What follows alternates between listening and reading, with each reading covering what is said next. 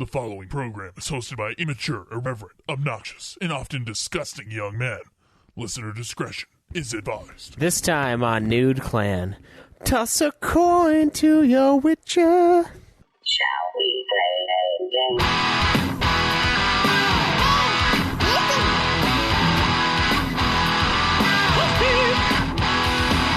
You got several things to do. You got work, kids in school. What do you do when it's all over? How do you hand something from one player to another? Your dark soul with light. So turn on the TV, pick up the controller and play some games with the new clan.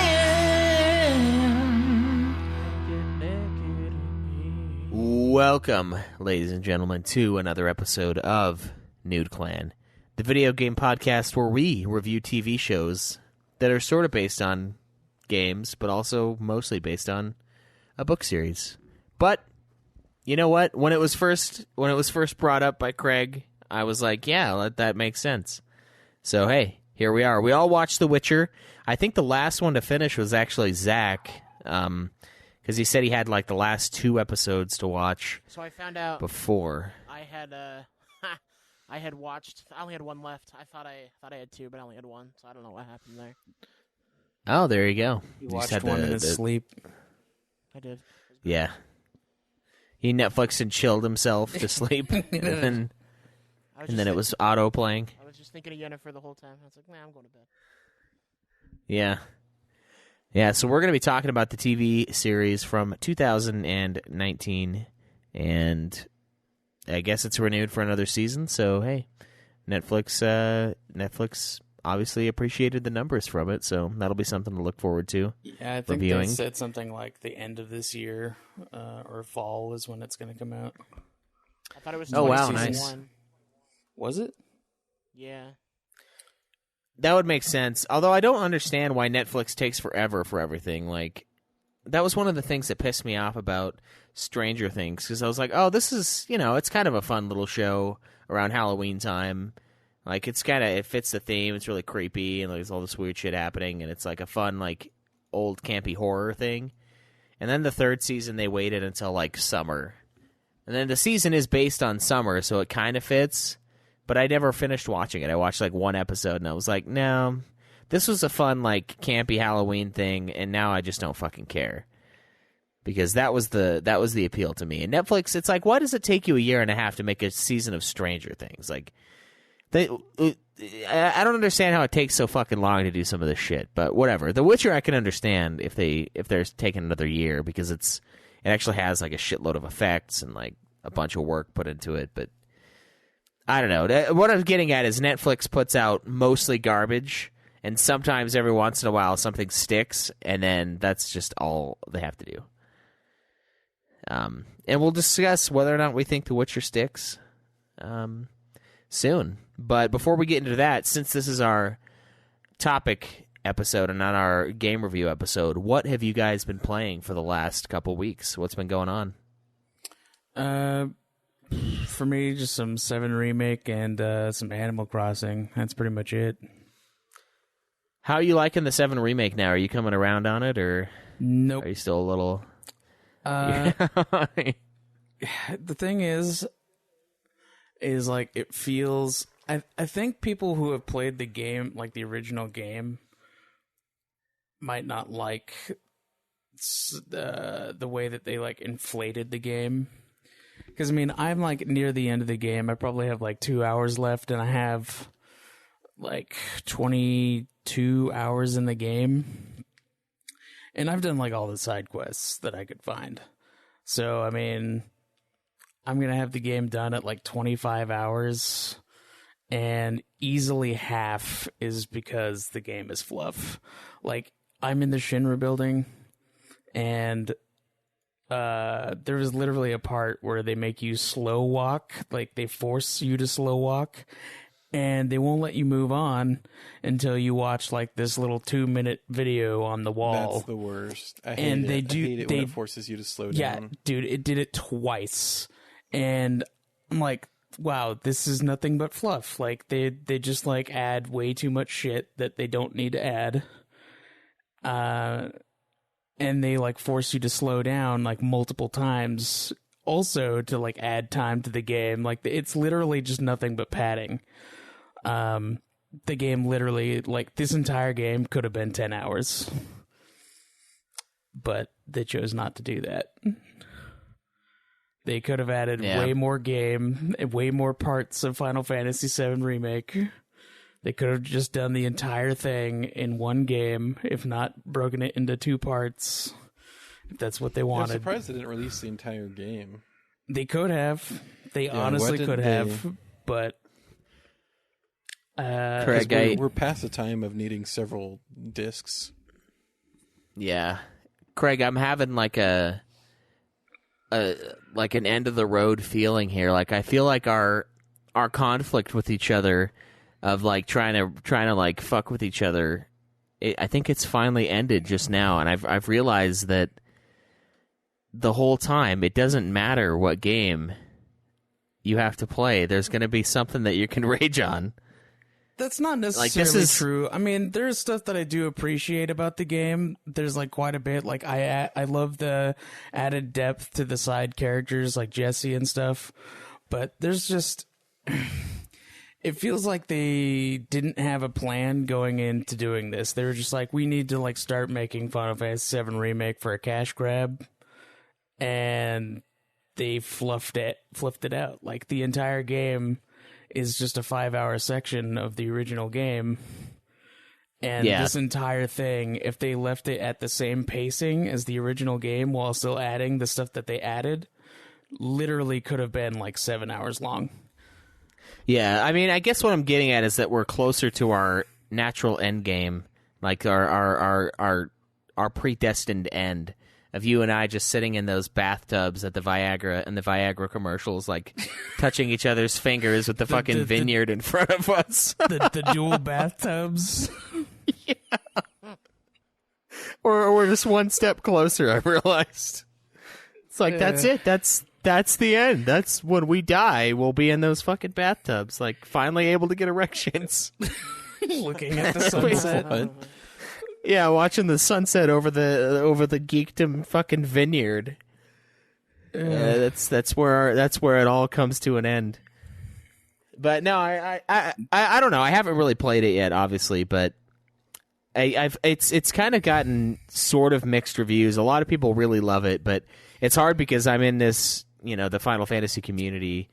We have our own little group of people, and it's hard to tell. It's hard to tell where it's actually at because I'm not really on the outside. I can see why a lot of people would like it, but for me, like it also kind of feels like it's lost a lot of its original identity. The only way that they're keeping any of it is through like its basic design and its story. Like, because even the gameplay now feels more like 13 and 15. And a lot of other stuff, just like I don't know. It feels less like Final Fantasy VII and more like just a Frankenstein of all Final Fantasies before it. Yeah, and that's kind of what each entry has been, but it makes it weird to go back and then also go forward with it. I think that's a good thing to point out, and that's why I always kind of just wanted the next Final Fantasy. Because then it's its own thing, it's these new ideas coming together in this new story, and they're finding ways to implement the story with the gameplay that match. And going back and doing a remake, although I haven't played it yet, it doesn't always necessarily work.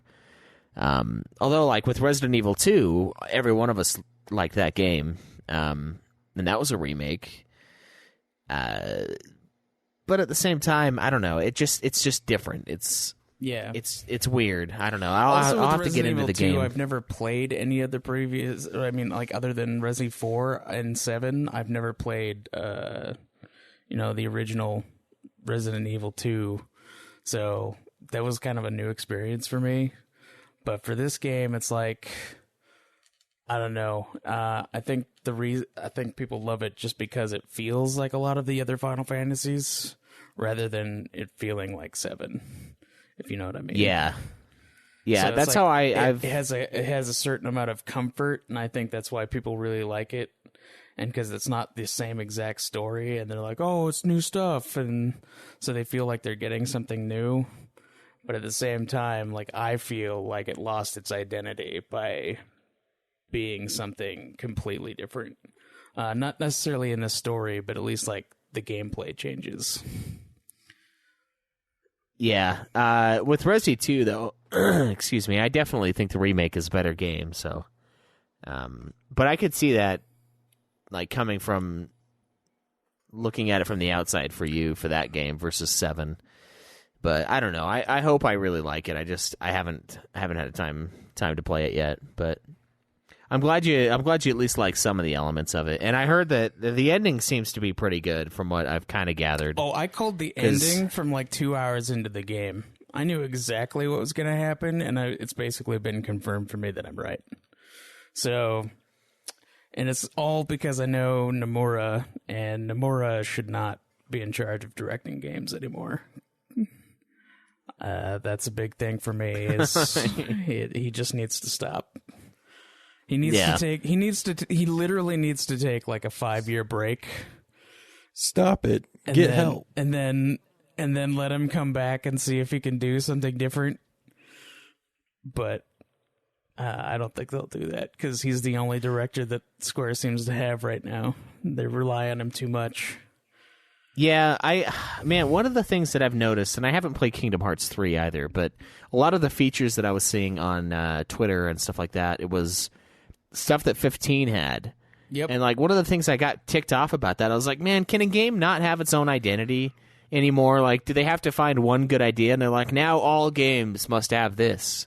And it's like, it's not necessarily a bad thing, but it just makes it feel like no game has its own identity anymore. You know what I mean? Like, it's like, oh, well, now the 7 remake has to have the little thing where you take photos. Oh, and dude, it's not that photo mode's the end of the world. There's a character in Final Fantasy VII Remake who will, like, make materia for you if you do certain challenges for him.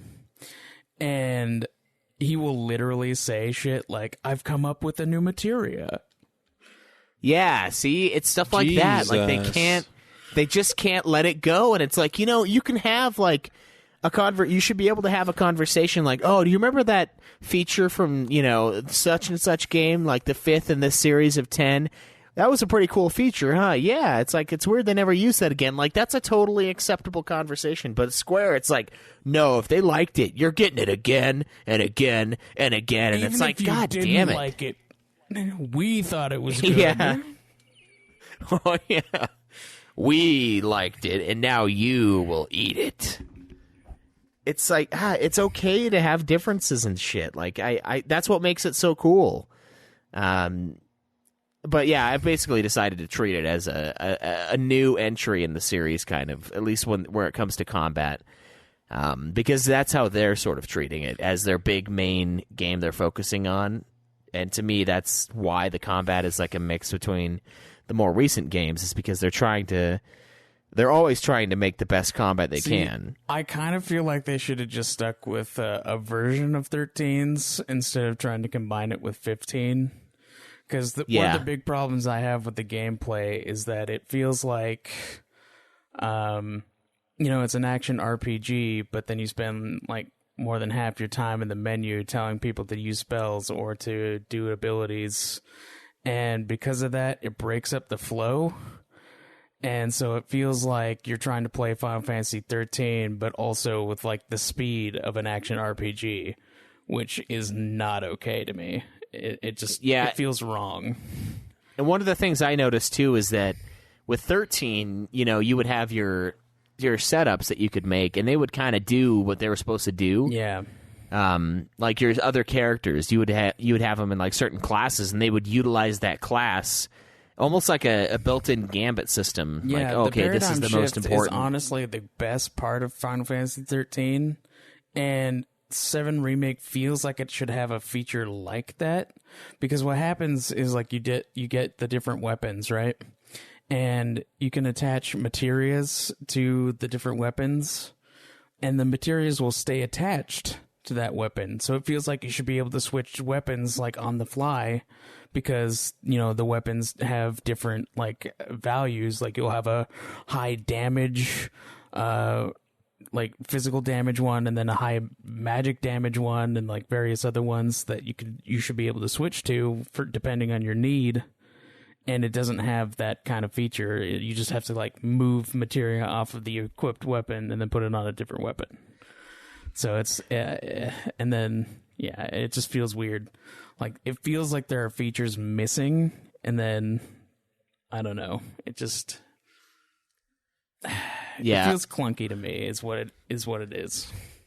Yeah, we'll see how I feel about it, because I think the 13 gameplay, 13-2, and Lightning Returns, that's like top tier Final Fantasy gameplay, and even 15 doesn't compare in my eyes.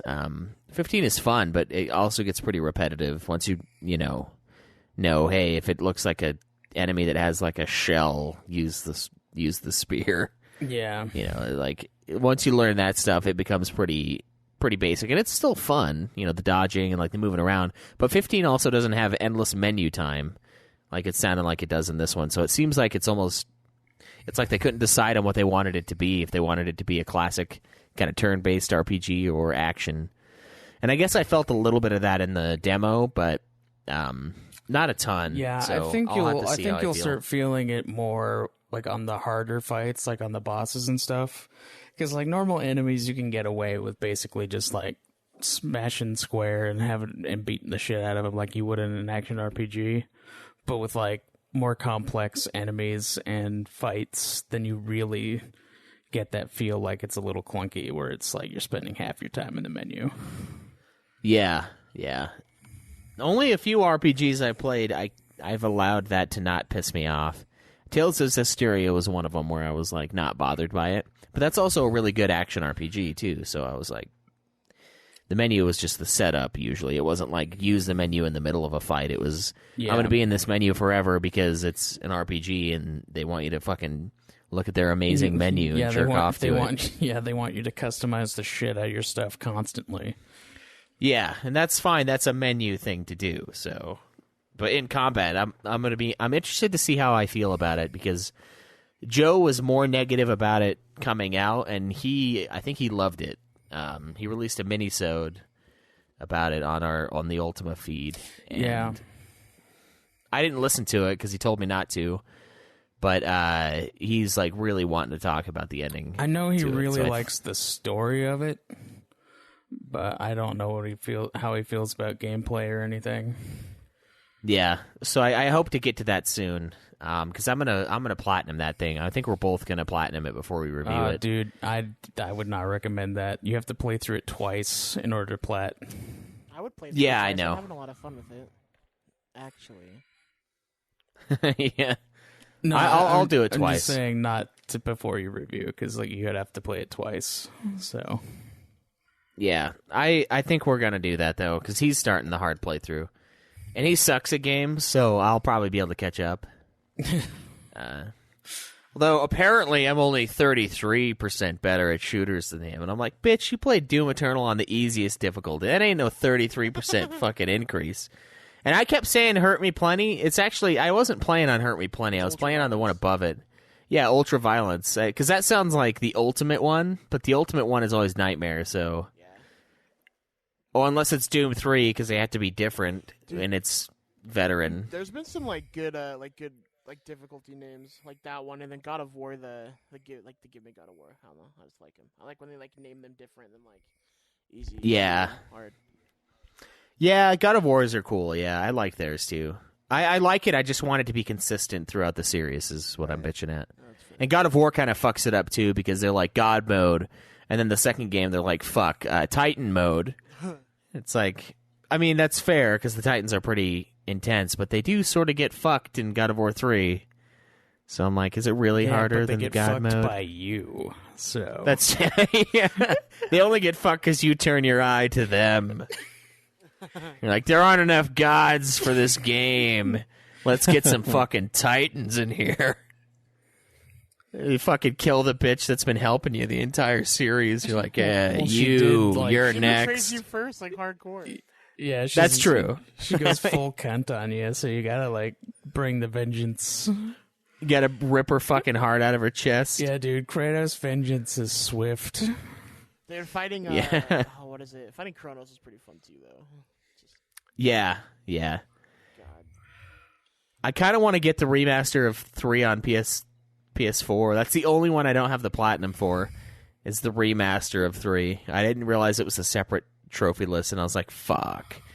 I just hope it's not as glitchy as PS3 3 was last time I played it, because like, Dude, it's more glitchy. the fucking game would turn into like a fucking watercolor painting, and I would just like become one with the watercolor painting, and I'm like, God fucking damn it, dude. Oh, you fucking I saw was that get- like video I released where Kratos is like fucking vibrating on that one like musical instrument thing. Yeah. Or you shouldn't even be able to stand on it, but you're like Yeah. glitched for eternity. And I was That's able like to, a bounty hunter circle glitch. around it. It was just like, yeah, Yeah, that's like your bounty hunter glitch where you did the same thing, but then it instantly launched you towards the endless chasm of space below you. And the death stick level where you have to like Dude, I figure had out so that you're many supposed to fucking random glitches in Bounty Hunter that it's not even funny. Like I went to grab a power up and it flung me to the ceiling of this one spot, and then I died because I couldn't like the height was too much. I Yeah. disagree. I think it's hilarious. I think it's like a glitch for every occasion is what it is. It's like it's the ultimate like it's the ultimate in sportswear. Like you can wear it in any kind of weather. Like the game will glitch out in any possible way.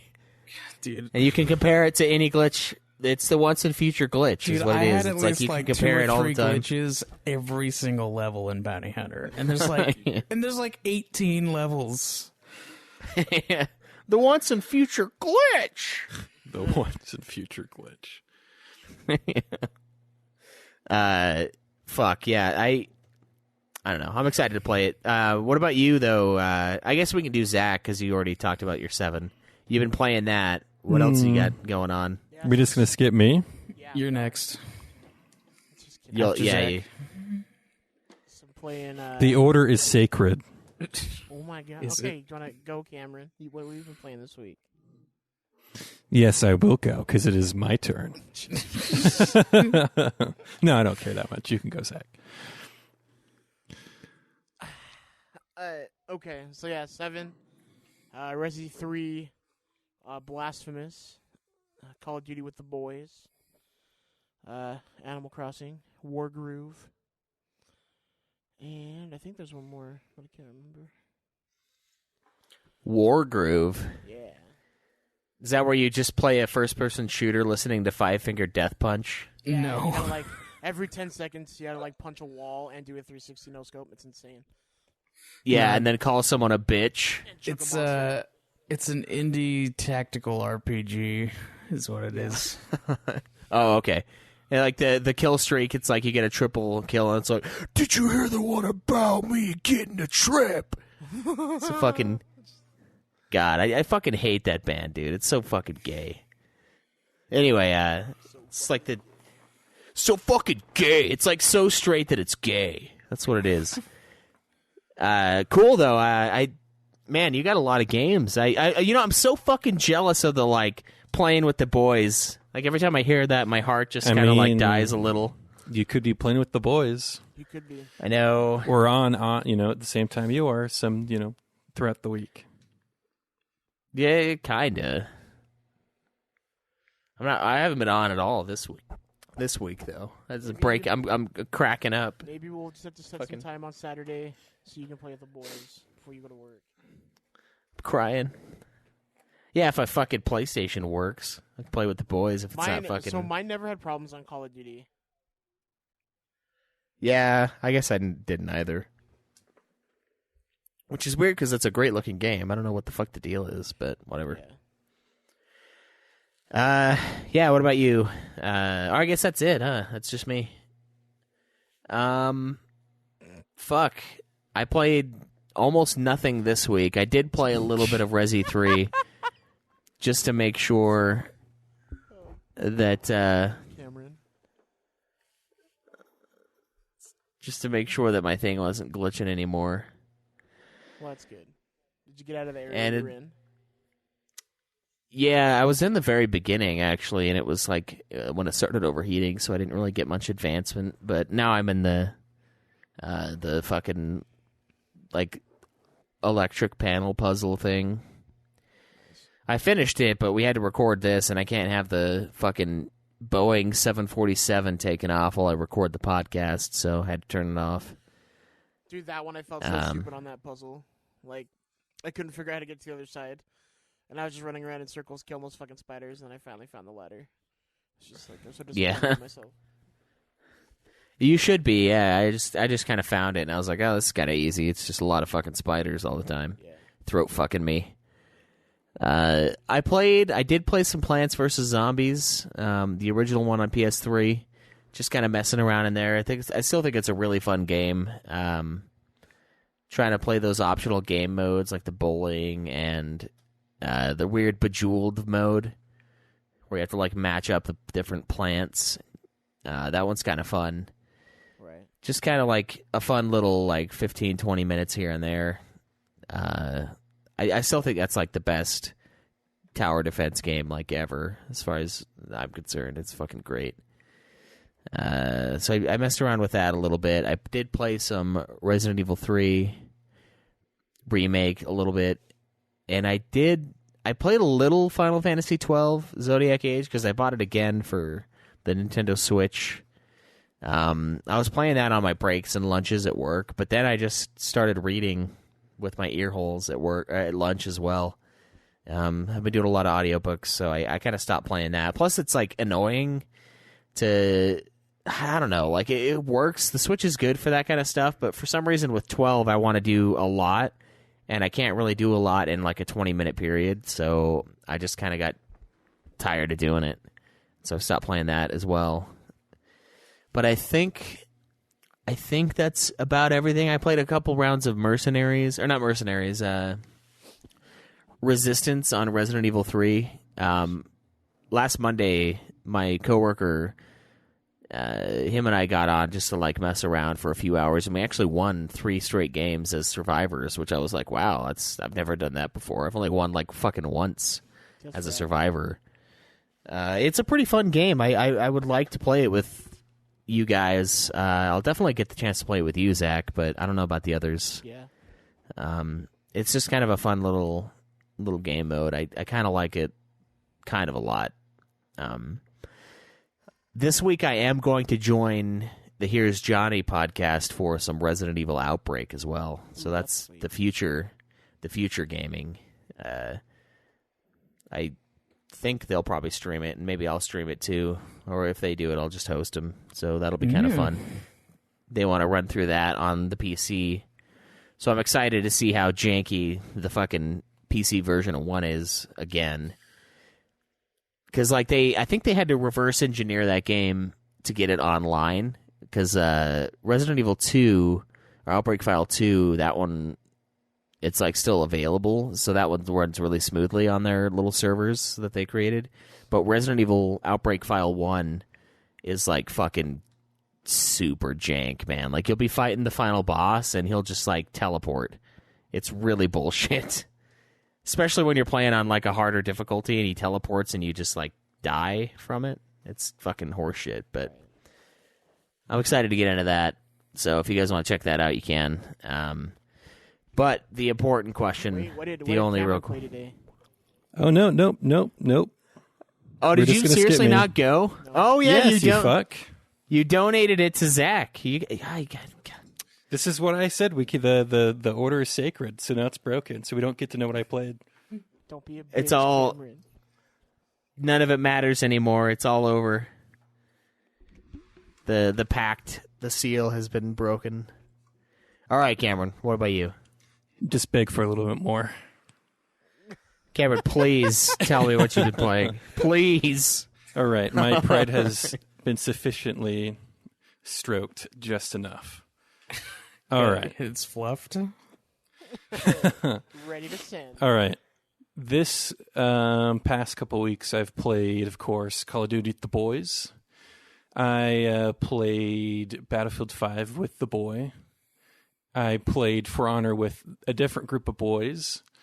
I played Dirt Rally 2. I also played Animal Crossing with the boys.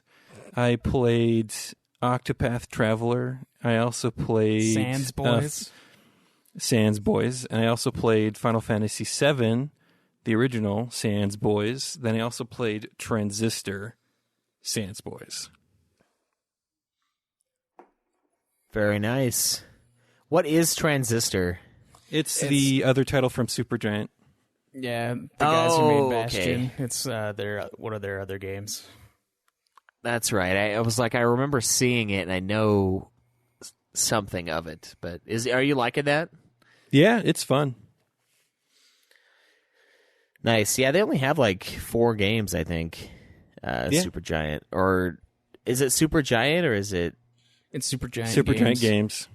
Okay, Supergiant. I know there's Supergiant, and then there's like the other one that's almost the same name. It's like super big or some shit. It's fucking stupid.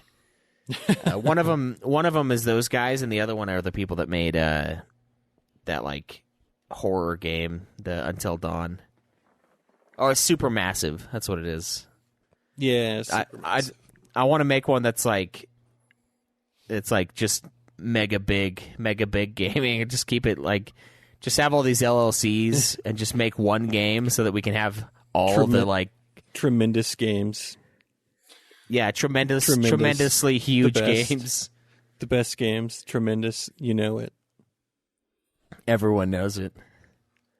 Yeah, I just want to have like all the game companies like it completely exhaust the combination of 2 words that just mean large grande games. Like just all of it. It's fucking so that no one knows who the fuck is who and who made what. That's the end game. That's when we do that, then Craig and I can retire to our Viagra commercial bathtubs. When we confuse the gaming market and everybody's like, who made this game? It's mega huge. No, it's super massive. No, it's large grande. Large grande. Yeah, then we rule in the confusion. We can retire. Oh, boy. All right, so we know what everyone has been playing for the last few weeks, but the real question, the only question some would say, has anyone beaten a game this week? Or these 2 weeks, I guess. I got to get used to that. What do you guys got? I could give you the update so that we can kind of decide, and you can remember if you've beaten anything, because with the 2-week thing, it's going to be harder. Oh, I know what I beat. I haven't beat anything. Okay, what about you, Cam? No, unfortunately, I did not. Okay. Zach, what do you got? I beat Resident Evil 3. Hell yeah.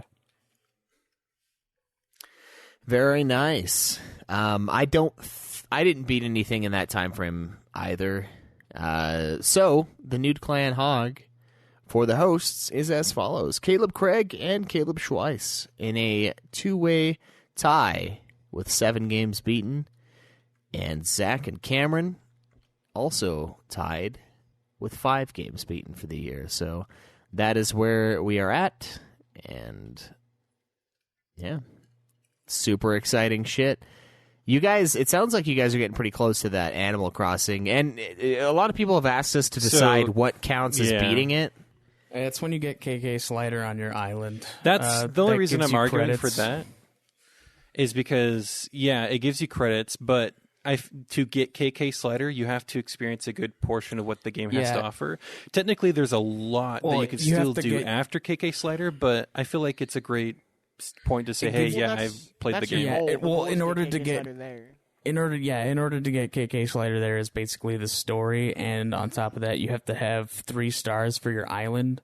So yeah, you really have to experience the game. You have to get like a bunch of villagers on your island, and then you have to like beautify it by adding everything and upgrading your house and, whatever. Yeah, that sounds fair to me. It just sounds like the rest is like endgame stuff that almost everyone will partake of.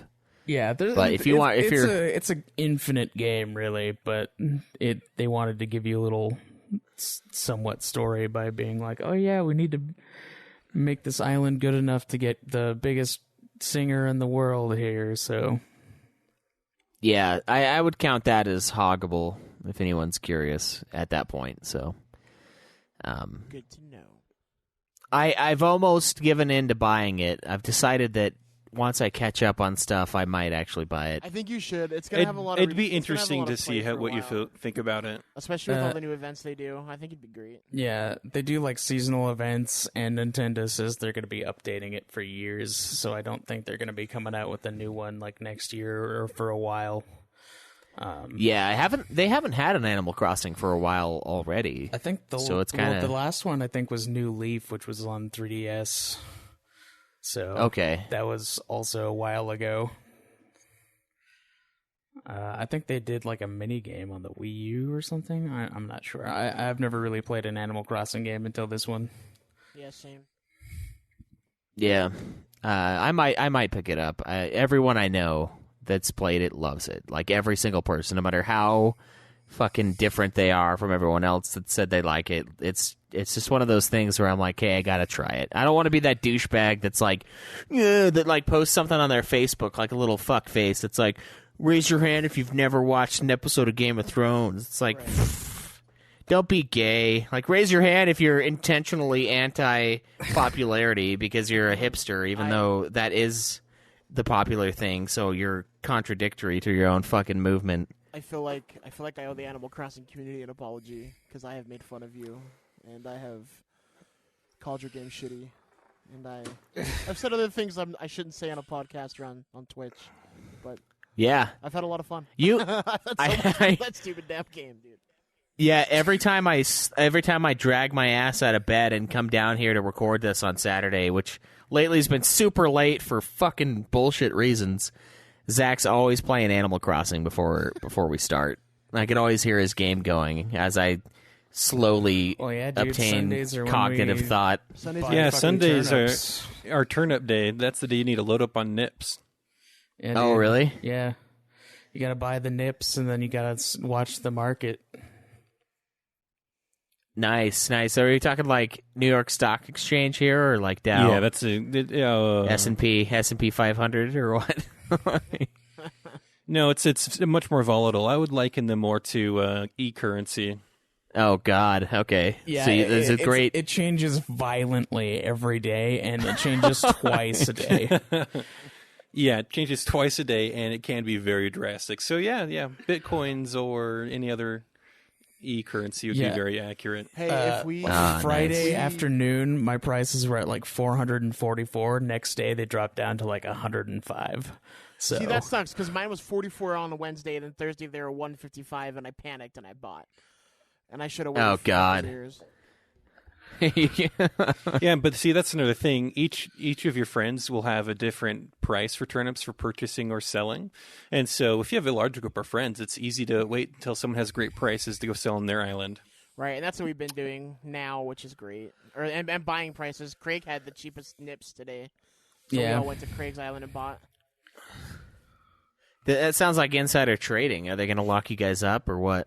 No, it sounds like commodity trading. You're just, picking up where the resources are plentiful in large quantities. Yeah, that's true. Yeah, where they need it. That's true. That's just being we're gonna start an a entrepreneur. war on Craig's island so we can get all the turnip prices and then. She already left, dude. She left at noon. Oh, it's 1:20. Never mind. That's too bad. I don't even know what the fuck that means. The turnip lady only comes from like 9 to noon. Yeah, it's this little girl pig, and she comes around, and you buy the turnips from her, and then she leaves at like noon on Sundays.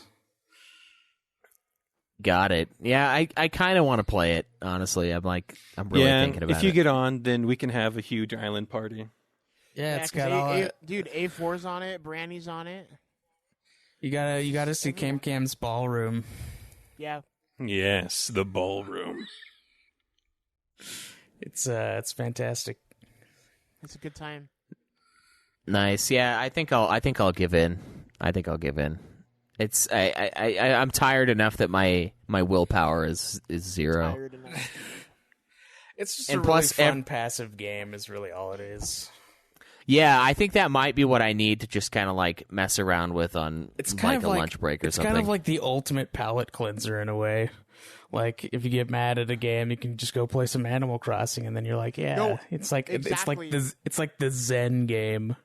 I've never had a game that I could be relaxed like that. Like I've had cousins try to get me to play Minecraft and shit, because that's a relaxing game. But I've never been able to find one in this one. Like, yeah, when I'm yelling at blasphemous, like the people on here have heard me yell the last few days, the hosts. Then I just pop in Animal Crossing and just relax and just chill out. It's great. Nice. I could use some chilling out, I think. I'll get some Animal Crossing and some edibles, and I'll just just relax. Yeah. Animal Crossing is the video game version of edibles. Yeah. I'll probably join just for fun. Yeah, so cool. That is where we are with the hog. Do we have any questions for the show? I don't think so. The only ones we had were I on didn't- Discord. Did you check Nude Clan Q? I can check it right now. I'm in it. Give me a second. I just forgot to. I'll double check the Discord as well. So for the Nude Clan Q, we did. The only question was about Animal Crossing, how to beat it, and we've already talked about that. But that was a little bit ago too, because Felicia and Amika was helping out with that as well. So.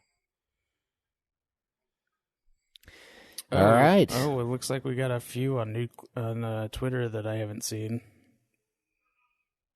What's the hashtag for that? I was looking for that earlier and I couldn't find it. The question. It's just Nude Clan Q.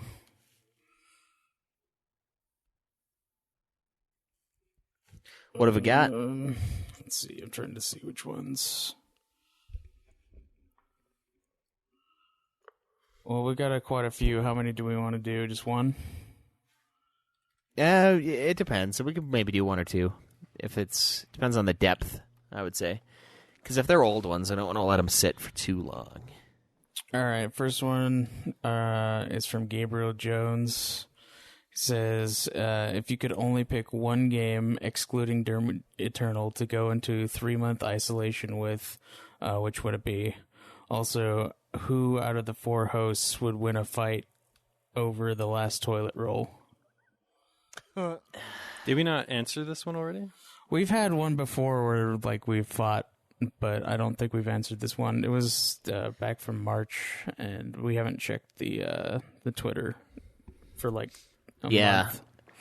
I don't think we've answered it. I think we have, like Craig said, one that we have talked about, like a post-apocalyptic survival. Somebody asked if we got in a fight, who would win, I think, before. That's been asked 6 times in various forms. And the answer is always me, so... Yeah, that is always an answer that is uttered. That is the true answer. Choice. It's not the answer, Craig. It is the answer, and I think I'd go with Animal Crossing for 3-month isolation if it was just the one. See, I was gonna say Animal Crossing, but then I was thinking about it, and maybe Call of Duty War, the new War one, Modern Warfare, because if it's 3-month isolation, that's all you're playing, dude. You're gonna be kicking ass at the end of that. Yeah, but you can get really burnt out on that one really fast. I don't think so. I mean, if you're playing it all day, every day for 3 months, you don't think that you'd practice, bro? No, because Warzone is different every time you play into it. And I mean, if you're playing with friends too, I feel like there's times where I haven't want to play, but y'all have been on, and it's just been a lot better because I've been playing with friends. I don't know. Another 2 that I would bring in would probably be Witcher 3 and Skyrim. Yeah. I think I would choose Resident Evil 3 Resistance, because that's a game where I'm if I spent a ton of time in this, I think I could get really, really good. And there's also a lot of time you have to put into it to really know the game, because there's a lot of different character abilities and stuff like that, and being able to shut them down. Well, as that's the also just part mastermind. of Resi 3, so you could even just like try to speed run Resi 3. Yeah, I think I would choose that one right now. 7 Remake would be another one that I might consider, because I haven't had a chance to play it yet, but I think if I had something and it was like a 3-month thing, I think I would make it something with multiplayer. And the speed run is just fun. I think it'd be fun to actually take part in like a real speed run. You know, I've gotten like the God of War 1 trophy for beating the game in under 5 hours. I think I beat it in under 4. The time I did it, I was like, I don't know if I could do that. And then I got to the ending and I was like, oh my God, it's only fucking 350. Like, that's really fucking short. But it would be nice to actually take part and like try to make a really fast run of something. So I think I would choose Resi 3 right now. It's not a bad idea. I wanted a platinum Nier Automata as well, so like that could be a good one for 3 months to restart at 0 and just play up. Yeah, Conan Exiles, of course. If that's only if you wanted to play every second of those 3 months, but Yeah. I got my single player playthrough. I haven't finished yet. I gotta do that. And it'll be like a game that I'll beat once a year.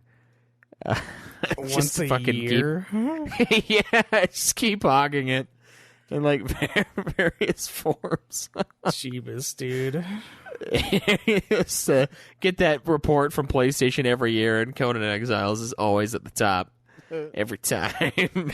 150-hour minimum. Fuck. I don't know. There's a lot of those games like endless. Like Civ 5 would be a really fun one too. Yeah. Just any kind of strategy game, I think I could really sink my teeth into. It would be nice to finally have time to play one of the campaigns of Empire Total War, because I got decently far into that years ago, and I've always thought about going back to play it, and I just never have had time. I think that'd be fun. I think And that could be a really 3 long months, one. though, would be too long to spend with any one game, unless you're playing like maybe an MMO, and that's just like all you do. But Yeah, that's 3 months is a long time. yeah, that's a shitload of time. Like you can beat pretty much any game within like a month, especially if you had like a shitload of time off, like what most people are having right now. Yeah. Which, I think it's implied with the question. I mean, yeah, you could probably plat Witcher 3 like in a month with like all the free time. So it's like 3 months God, is a lot. That is a lot of time, but I think you could do it, because I got as far as I did. I think I only played it a month, beating it and doing most of the side stuff in the campaign.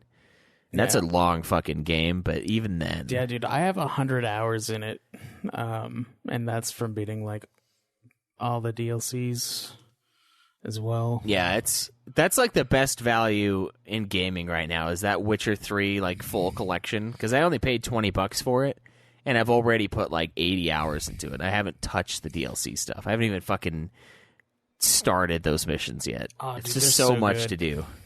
You know what? I figured out the game. The game I would play hands down would be Fire Emblem Three Houses. That would be my 3-month game.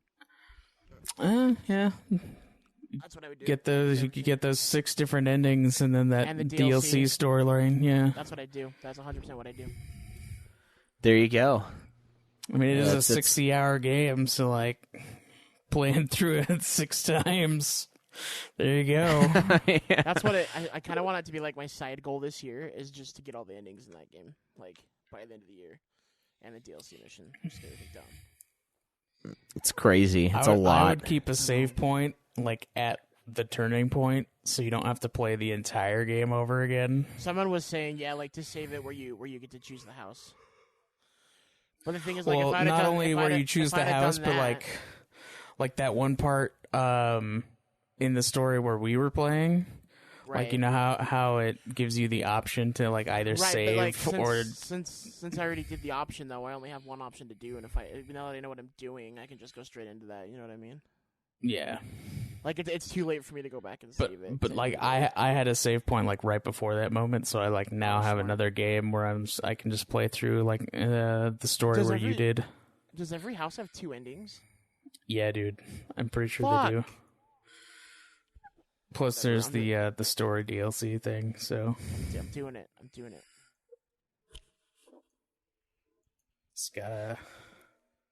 it's gotta get that perfect save. The perfect save. Yeah, man. All right, very good question. That's a fun one. I don't think we I probably answered it. Oh, Again. fuck, sorry. We're just skipping. This is just the Skip Cameron podcast, apparently. No, should we just have a guess whether or not he's really here type of thing episode? Yeah. Cameron just leaves. It's like, is he here, or were we just pretending? Do we have pre-recorded Cameron lines that we just fucking have on a soundboard? That's what I thought about doing for that. Just like, if you ever want to take a week off, I'd just get like a Cameron soundboard thrown together and just have like little Cameron laughs and Cameron yas. Just sprinkled throughout. Yeah, just to make it seem like you're there. And his laugh. You gotta get his laugh in there, too. Yeah. This fucking... Sorry, Cameron. What about you? What would you play for 3 months? Hold on, Really I'm gonna guess easy. Cam would play Dark Souls 3 over and over and over again. No. Really, the only game that would provide consistent entertainment for 3 months?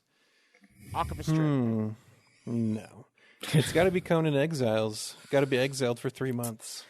Yeah, man. Think of the what I can build in that. We should make the sequel and call it Conan Quarantine.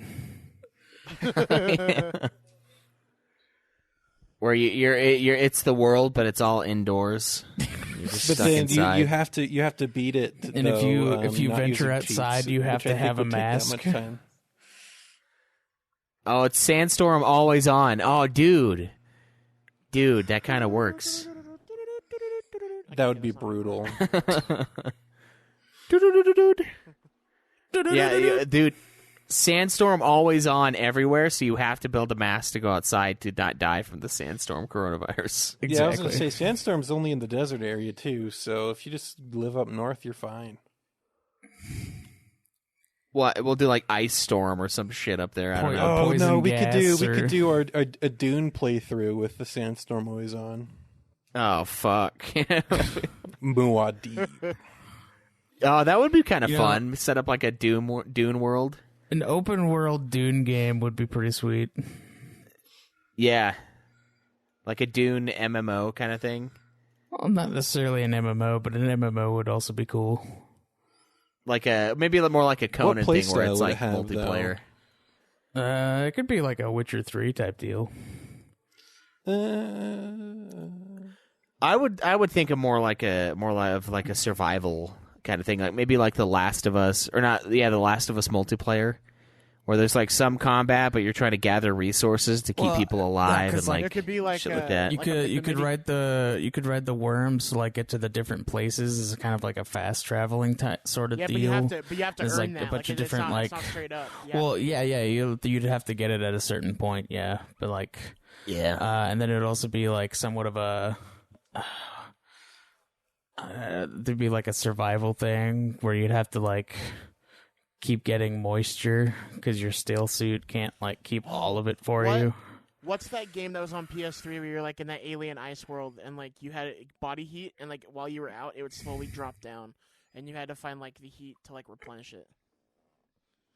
Lost Planet. Yeah, Lost Planet. Yeah. Yeah, I guess you could go with like Lost Planet. But I'm thinking like with the worms and you're on the sand, it could be the mini game like in Arkham City, where you're in Penguin's Iceberg Lounge and you're walking on the ice where the shark's there. Oh Too yeah, fast. you have to like. Yeah, you have to like monitor how you're moving. Yeah, if you go too fast, the shark eats you. Yeah. Oh, yeah, I remember that fucking part. God. Do you? Don't I you do. see much You gotta- slime you in gotta that game's st- name. You gotta stay crouched, man. That's Yeah. the secret. That'd be kind of a sweet little game. I think that'd be fun. There's a lot of games like these big worlds, like these big fantasy or sci-fi universes that I think would make fun, like semi-open world games. Right. Whether it's like a more Conan or like a more MMO style. I think it's something with multiplayer. Maybe not massive multiplayer. Just kind of the ability to explore the world. Be a lot of fun. Oh, man. I'm ready for that fucking next Elder Scrolls game to have multiplayer. Yeah. It fucking better. Like, it won't, but I want it to have that. Yeah, I think you're probably right. I don't think it will, but because they have ESO, but yeah, but they could do like a 4-player thing. Make it like Borderlands, where everybody gets tougher because there's like 4 people playing. That'd be cool. Yeah, more of a co-op thing. Yeah. And then one of the bosses, you have to have 4 people to play, or you can't beat it. That could be pretty cool. What's his name? The Ebony worm Knight thing. or whatever. Yeah, something like that. Where he's like level 81 or some shit. Yeah. All right. Let's talk about some Witcher. Let's talk about this TV show. So, The Witcher is a Polish-American fantasy drama series produced by Lauren Schmidt-Hizrich, and it is based on the book series of the same name by Polish writer Andrzej Sapkowski. I hope that's something close to what his name sounds like. Or supposed to sound like. Yeah. The show is on Netflix, and all 8 episodes came out December 20th, 2019. It's based on The Last Wish and The Sword of Destiny, which are collections of short stories that precede the main Witcher saga. So, that's the background, I guess. The cast, I mean, we obviously have Henry Cavill as Geralt, Freya Allen as Cirilla, Eamon Farron as whatever the fuck, the weird-looking dude that's the Nilfgaardian captain guy. A bunch of other people that I don't know. So It seems like for some reason, I mean, maybe I'm not versed in a lot of like TV, but the only big name I knew was Henry Cavill. Like the rest of them, I just kind of like hadn't heard of. Yeah. Which I think's a great the way rest to of do them a are show because you don't have like a to get a lot of new preconceived faces in. Yeah. Yeah. yeah, I agree. There's no problem with that. There's a lot of people who want to bring Mark Hamill in as Vesemir. They've already cast Vesemir and it's not him, unfortunately. Yeah, I know. But before they cast him, they were wanting that. Dude, me too. I signed that petition. I won't even feel bad about it. I wanted it so bad. That would have been pretty Yeah. sweet. Yeah. 8 episodes long, about 45 minutes to an hour long per episode. Yeah, that's kind of the backbone of the series. There's like a bunch of guest characters that show up, a bunch of guest actors, obviously, for those characters, and yeah, fucking A. Yeah. Yeah. Yeah. Yeah. Baby. So they apparently they almost made it a film for Netflix. Ooh, I'm glad they didn't. Yeah, I am too, but What would they have based it on? the same It probably subject I matter. imagine it'd be the same. They would have cut a lot out. Like I feel with this, they got to like go through and we got more time with each character, at least the main ones, which will make next season that much better, I think. Especially because one of the biggest like complaints I've heard, and I've actually had people that text me and like message me to ask me about this, is what the fuck is that sound? Somebody's tapping their mic or something. But, yeah. No, I think that was the question they asked. It kind of okay. was actually. They wanted to know what was going on with like the timeline, and it's because it doesn't give it to you straightforward. Everything's mixed up. You have to know. Yeah, they jump around. And so that was for me. Like people are asking me, like friends were wondering about that. So I had to find the picture where it like explained the timeline breakdown. I just sent it to them. I was like, I kind of it is a bit like confusing, that very even much. if you read the books. I feel like agreed. the show should have had a more linear type of feel to it, but not 100%. But like, Not as jumping around as the books did. Well, here's the thing too. Is Well, next they season, I guarantee they could have done time jumps, especially because like when Geralt first meets Ciri, it's when she's like 5, and he saves her from like that one forest where the dryads are. Right. And then like he keeps bumping into her as like time goes on until he like eventually like the big thing happens where she has to leave, and then he tracks her down. Like, so I mean, yeah. All right, so I kind of don't really like the show all that much, and I think I might be the only one here that feels that way. I don't know though. I guess we'll find out.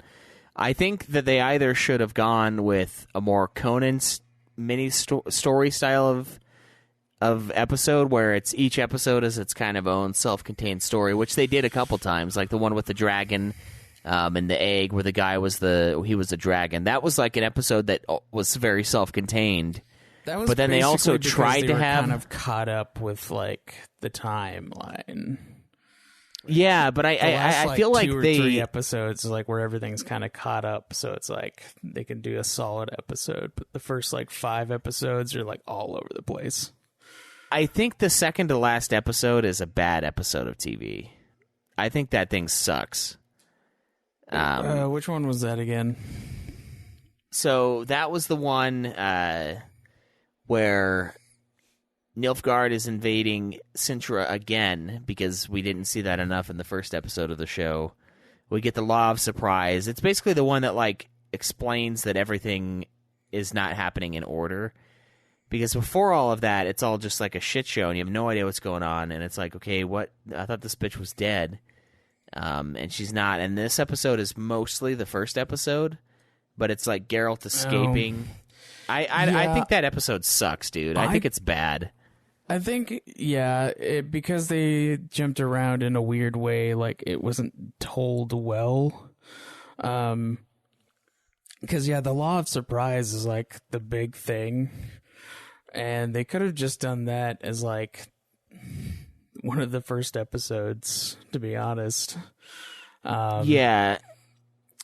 Yeah, I don't know why they didn't do it that way in a more linear style, because like when you read those books, each like little mini story is kind of like the Conan books, where it's like it gives you like a mini story and then it moves on to the next one. Yeah. And if they're basing it off of those, like they should have kind of just done that. And it's weird to me that they didn't, because they totally could have done like Last Wish and a few of the other ones as episodes in like the in the season, and done like 10 episodes, and they could have like had a linear storytelling instead of having to jump around and be like, why is it doing this? Because like you could have had like a whole thing, like episode dedicated to Yennefer's whole thing, where like, because her whole thing happens like 50 years, 100 years in the past, whatever. Yeah, from Geralt's point of view. Yeah, so it's like, shit. I can understand having a Geralt episode first, though, because that's you want to have the Geralt episode but first, the second like episode the butcher, been, like, Yennefer, and then like everything like after that could have been in order. Doing like the Butcher of Blaviken episode first, like that would make sense, and then doing like a Yennefer thing, and then going into like the Law of Surprise and. Right. And then going, and then Last Wish, and then going further. I don't mind the Law of Surprise being like a last minute, like, oh, that's why it happened, because that kind of like ties it together and explains why they're so connected. But I think I think you're right. I think it's a stupid decision to make a show like this, because you have a through line that's chopped up into pieces and mixed up, but it's mixed up within episodes that are self-contained little mini.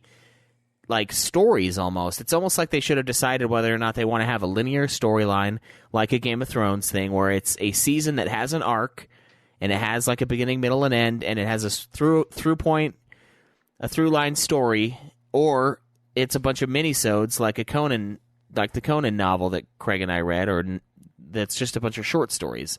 Either of those two things are really cool and they work really well. I think the combination of the two make this show confusing and really bogged down in a lot of ways. It has kind of the same exact problem for why I don't like Batman versus Superman very much. Because, like, Batman versus Superman tells, like, 3 distinct stories all at once. And I don't like it for that. Because, you know, you got the big Superman versus Batman fight in there. Then you got the death of Superman because he fights Doomsday. And then you have, like, the meeting of the Trinity of, like, Batman, Superman, and Wonder Woman. Like, they just shove all 3 of those huge events into, like, one movie. And it just doesn't work. It, like, clashes because they, like, tried to, like, force it to happen. And they have that kind of in The Witcher where, like, they try to, like, tell you like, they try to catch you up in the worst possible way. With that logic, though, I mean, like, didn't you like the Dark Knight Returns comic book, which arguably does it in the exact same way, where it's the return of Batman, the end of the mutants, the Joker coming back, and then fighting Superman? I mean, like, in the same way, it's all told in a different thing, and, like, a lot of stuff's going on at once. Well, in the comic, though, it's done in separate books. Like, you know, you get the different releases. So it's like, it's in one issue, okay. the next issue. So, like, there's a linear storytelling there. But, like, it's kind of just like a clusterfuck is what I'm saying. It's like, it's too much more like, happening all at the once. Sequel, the Strikes Again. Yeah. We're like, that one, oh, man, I don't like Dark Knight Strikes Again. But that's... Yeah, I mean, we talked about it. The only problem with that for me was the art, but sorry, back to The Witcher. But yeah, I mean, it could definitely be done better. Yeah, the art was done too. It could have definitely been done better. It didn't bother me as much once I figured out what, like, okay, this is what's going on with this, which, like, you kind of can figure out after the second episode. But I don't know. I think this is more of a test season anyway, because obviously you never know how a thing's gonna go. You don't know if you're ever gonna get a second season. And then with the next season apparently being about the first book, The Blood of Elves, I imagine it's going to be a lot more linear because that has to be with the way it's written. I swear I read something where the showrunner guy said that the next season was going to be a lot more linear after Netflix announced he they were did going to have it. Twitter. So like it's going to be like a straight up story instead of jumping around because they basically caught up and they're no longer doing the mini-sode books or whatever, you know. The only thing that I would like is if the first episode, I'd kind of like it in between that season and then where Blood of Elves starts. Because even in the books, like, it's later because Ciri's getting trained. Like, she's gone doing, like, the Witcher running course at the beginning of the book when, what's-her-fuck-it finds her. So, there's, you know, I'd like a little, like, one episode in between just to be like a hey, that's where we ended, this is where we're starting. Let's get everyone caught up to what's doing. This is what happened in those years. All right, cool. It's episode 2. Let's start. Here we go. Like that. That's what I would like to see from the next season. Did they say how many episodes are going to be in next season? No, not yet. They haven't finished filming yet, as far as I'm aware. Mm-hmm. But I'd imagine it'd be the same amount. It'd be 8 or 9. I really don't like that. I'm fucking pissed off at Netflix for like making weird fucking season and like numbers. I really don't like that. I mean, Game of Thrones, each season had 10 episodes, except for one of them, I think, and that worked out pretty well. So well, the last two had like what, 8 each, Weiss? Yeah, but they were 6 and 7. But yeah, there were longer episodes, but still, it was only about 8 or 9 episodes worth of content. Yeah. So I mean, yeah, like doing like solid 10 episodes is fine. Like, I mean, as long as it's like a consistent thing. But I don't like it being less than 10. It's like fucking weird, and yeah, especially when they take 2 years to come out with the season. It's like, can we just fucking like do this thing? Well, here? I mean, it's such a long time. If you don't have a consistent episode count in a show where they're specifically telling a story, then it throws off pacing. Like with Castlevania, you know, you got that first season that's only 4 episodes. The pacing of that show, fucking fast. Then you get like 7 episodes, it slows down, and then you get season 3 and it slowed down even more. So it's like you need to find like you need to find and start with like an amount and then stick with that the whole time so you can set your pacing. Like, otherwise it doesn't work. So, like, if they add more episodes or, like, they detract episodes, then it's going to throw everything off. And that's one thing that I hate about Netflix, because they, like, their episode count could be erratic. It doesn't, like, they don't have a distinct set thing. I don't think the dude that made Castlevania, though, the TV series, knows what time is, because he keeps saying he's from the future. So I don't think he's constrained to the same things we are, buddy. Oh yeah. Yeah. Well, I really hope he doesn't do that shit with the Devil May Cry anime he's gonna make, because I'll be pissed. Is he making a Devil May Cry anime, like, for real? Yeah. Oh, hell yeah. I saw the story. They did a new, freaking, Street Fighter. I want to go pick up and check out. They also released a Mortal Kombat one, Scorpion's Revenge. I'm waiting for that Blu-ray. That should be next month. It's pretty sweet. I watched it. Nice. Yeah, I think there is stuff that I liked in the show as far as, like, the story and the setup. I don't dislike the lack of like continuity as its own thing. Like, it's fine to have weird continuity in something, but I think this show made it, like, exceptionally weird, because it was all the time. Like, Yeah. it was only not that way in the last episode and then the episode before it. Those are the only two episodes that there's no time fuckery going on. And I feel like it's not fair to do that when the fucking actors and actresses are all the same. Right. Like, unless it's like him as a kid, obviously then it's different. But, like, I feel like that's a cheap shot when it's a time thing, just to be a time thing, and they don't actually put any effort into making the characters look different. See, I can agree with that, but I think as well as what they could have done is at least warned the audience as well what was going to happen. Yeah, I mean, the Because only if not, reason you're that gonna like confuse. I was clued into, like, it was jumping around time was the fact that Yennefer was a hunchback, and I was like, oh, okay. Yeah. And the only reason that voted the only reason that I was able to pick up on that cue is because I'd read the books and, like, knew that was not a thing that would be in the same time frame. So, As far as casting goes, I think Yennefer is one of the better characters that they cast in this Agreed. series. yeah. Yeah, Yennefer and Geralt are excellently cast. Oh, yeah. Yeah. I would definitely agree with that. You know, I don't know why they picked a black chick for Triss, though. And it really bothers me. Okay. No, see, Are you gonna explain? That's Expand? not a racist thing, but I know. it's like, but expand. when you have a character that is set to be He's a working on it, specific it sounds thing, like. well, it's established. yeah, an established character that has an established, like, specific look, Right. you shouldn't mess with that. Like, it's a distinct thing. Like, don't fuck with it. Like, Triss is meant to be, like, a white woman with red hair. Like, that's what she is. And instead, they made her, like, not that.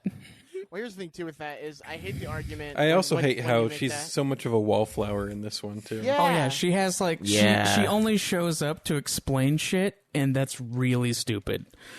I didn't like her character in Oh, this. yeah, I agree. Well, she doesn't have a character. She literally only shows up and then tells Geralt something. Like, that's all she ever does when she shows up in the show. They have a romance too, and it doesn't go into it at all. Like, that's a big point of contention with her and Yennefer in Blood of the Elves, is the fact that they've both had a relationship with him and it doesn't go into it. But going back to, like, what you were saying, Craig, like, I feel like the shitty argument with that too is people go, oh, well, you're being racist, or, oh, someone's underrepresented, and it's like, no, it's bullshit, because it's an established character that I really enjoy, and that's stupid. And The then argument of underrepresentation is a ridiculous idea, because you could easily add other characters in there that haven't had an established, like, look. Yeah, but so yeah, I feel like out of all the characters, they really let down, and If they would have made her closer to her book, like the way she acted in the book, I wouldn't have cared as much about the changes they made. But the fact that not only did they change what she looked like, they changed her personality, and she suffered for it. Where she's an integral character through the books, like she's there for them, and she's good.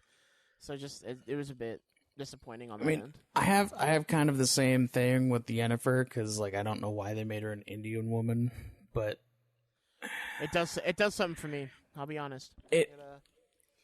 When Yennefer really becomes Yennefer, it fits really well for me. Yeah. I mean, she looks all right. She looks good for it, and like she's a decent actor. But it's also weird to me that they like made that change as well. But because like she also has a distinct look that is specifically said in the books. Plus, it's written by like a Swedish guy, where there are no black people in Sweden, or very few. Very, very few. It's written by are you talking about the author? Yeah. He's Polish. Yeah, well, that's... Wait, what? Yeah, it's a Polish book. Oh. Yeah, he's a Pole. We yeah. But so anyway, you say like she looked different, but like to me, like the way she acted and the way she played the character, it was perfect. She was Yennefer for me. Like there was times when I fucking hated her, and there was times when I was like, "Yeah, dude, she's great." Like not hated the actress, but the character itself when she did stupid shit. Where it's like, oh, when she's like bitchy, yeah. So she did really well. Like honestly, like her and Henry Cavill were definitely the shining points for me for this show because I like Henry Cavill in anything, to be honest. But they didn't have much chemistry to me, though. That's another thing where I don't know. It felt weird. Yeah, I could see that. They were supposed to be really, really. Well, like because maybe part of it's he just falls Geralt's... for her really hard in Last Wish, and like she kind of does too, and then he makes that thing, and they're like, I don't know, the way they got together in the show didn't really have any chemistry. It's just like they just kind of did. Well, I think it captured that whole gin in a bottle type of thing because that's kind of how it happened in the books too. That's where Geralt ties their lives together, and that's when they become obsessed with each other type of thing. And it's all down to that one moment. Beforehand, they didn't really care about each other, but it's when Geralt tied his life to hers, that's when the whole relationship really starts. Yeah, but I mean, by the time that you have that, like the dragon episode, like it basically is like, oh yeah, they've had all this history and they still have like no chemistry together, like at all. No, they go through, but it's the same way in the books. They go back and forth their relationship because Yennefer's kind of a bitch to Geralt all the time in the books. And then Geralt, he gets offended and goes off and does something stupid. Yeah, I know, but then they still have like tender moments, and they did like in Last Wish have at least a couple, but like they haven't had any in the show at all. And like and by the end of the season, they've like been together for years, like literal decades. Do you know who I didn't give credit to? Was the guy that played Dandelion. Oh, that guy's a masterpiece. Yeah, he makes the show. Yeah, he's great. Yeah, he's a lot of fun. Is that actually supposed to be Dandelion, or is that just some random? Yeah, it's Dandelion. Or what they call him? Whatever they call him in the Polish book. But yeah, it's like Jaskier or something like that. Yeah, Jaskier. Yeah, you're right. But yeah, dude, like him, like all right, yeah, like the Trinity they got, like is perfect. Dandelion, Yennefer, and Geralt, just all three of them, like the actors, I really enjoyed. Yeah, I agree. I think the casting was pretty good for the most part. I agree with the Triss thing. That was really weird. It was just she was just kind of a nothing character. Like they just put her in because they had to put Triss in. It threw me off because I didn't know who it was supposed to be until like they mentioned her name in like one of the last episodes, like the big battle where all the mages were together. Yeah. And then I was like, what? That's fucking Triss? Yeah, I don't know how like the entire time I was like waiting for Triss to show up, even though she was like in a previous episode, and I just like didn't like put that together or something. And then like I was like, what? That's not Triss, because like she was like such a nothing character, literally only coming up to explain shit, and then like didn't look like Triss. Yeah, which, of course, you don't actually get anything from the explaining shit because you still have no idea what's going on until the very end of the show. Yeah. But And I hope that, like, the next season, they do give Triss the due she deserves. Like, the actress is fine. Like, if they keep her, that's whatever, and I know they will, and it's fine. But as long as they make her, like, a more integral character, because, again, in the book, she is. She's very important. I mean, she helps Ciri out in Blood of Elves and tries to teach her a lot of, like, how to, like, harness the magic and stuff. And they can't do it dirty again. They need to, like, go full speed with it. yeah, I mean, for me, I don't really care. I don't really care if it matches the books all that well. I just think it's a waste to have a character that doesn't really have a place.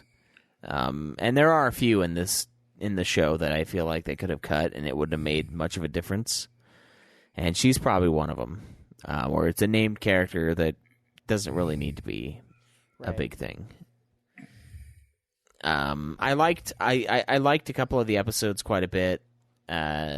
I thought the first episode was interesting. It was really cool because you didn't know that it was going to be a fuckery of time and everything else. I liked the dandelion stuff. I thought he was a lot of fun. I liked the genie thing, the gin in the bottle episode. That one I thought was cool. I don't know though. I honestly, the things I liked about it almost had nothing to do with the story. Like and what? the through line or anything. I liked the visuals. I thought it looked pretty good. The fight scenes were good. It's very, very brutal when it is a big fight scene. Stuff like that was cool. I don't know if it really scratched the itch that I have now that, Game of Thrones is done necessarily. But I liked I think it was well written, at least as far as the dialogue, and like that stuff was all performed well. I think the acting is really good and the effects are pretty good. I just really I don't know, man. I just really don't like what they did with the story. I think they couldn't figure out what they wanted to do, and I think it really kind of shows. Yeah, and it's just weird. I don't know. I just fucking like I wish they would have just said, you know what, fuck it, we're gonna do. No through line. It's going to be each self-contained little episodes, like the one with the dragon egg guy. That's like its own thing. That's just like a little story. That would be like a 2-3 hour Conan novelette thing that was released in a newspaper. Like that would be that's a really cool idea for a show, and they could have done that, and they did do that, but not all the time. And it's like, God, can you just fucking decide what the fuck you're doing here? Yeah, I really would have liked the idea of them really giving some of those like stories that they did more depth instead of trying to like work everything into like multiple things and then just like bouncing around the whole time. Because there's a lot more depth to that whole thing where he was like fighting the Bruxa or whatever for the king. And there's like other stories like surrounding that he goes off to do, and there's not as much monster hunting as I would like as well. Because like they could have like easily set up the world a little bit more in that first season by telling like a linear story of him going to do like the random stuff, doing the Butcher of Blaviken, giving the background for Yennefer and like the Sorceress Lodge. And then, like slowly building and then doing like the Last Wish and the Law of Surprise. And then finally him like getting met up with Ciri. Because like he literally meets her several times in the books before like, she's that age. So it's like a little weird to me that like they don't show that at all. And I really hope that they don't start doing flashbacks where he like meets her again randomly by retconning that he like never met her until then. I don't know. I think it's weird. I don't like the way they did the story. I think the pacing is kind of off because of it.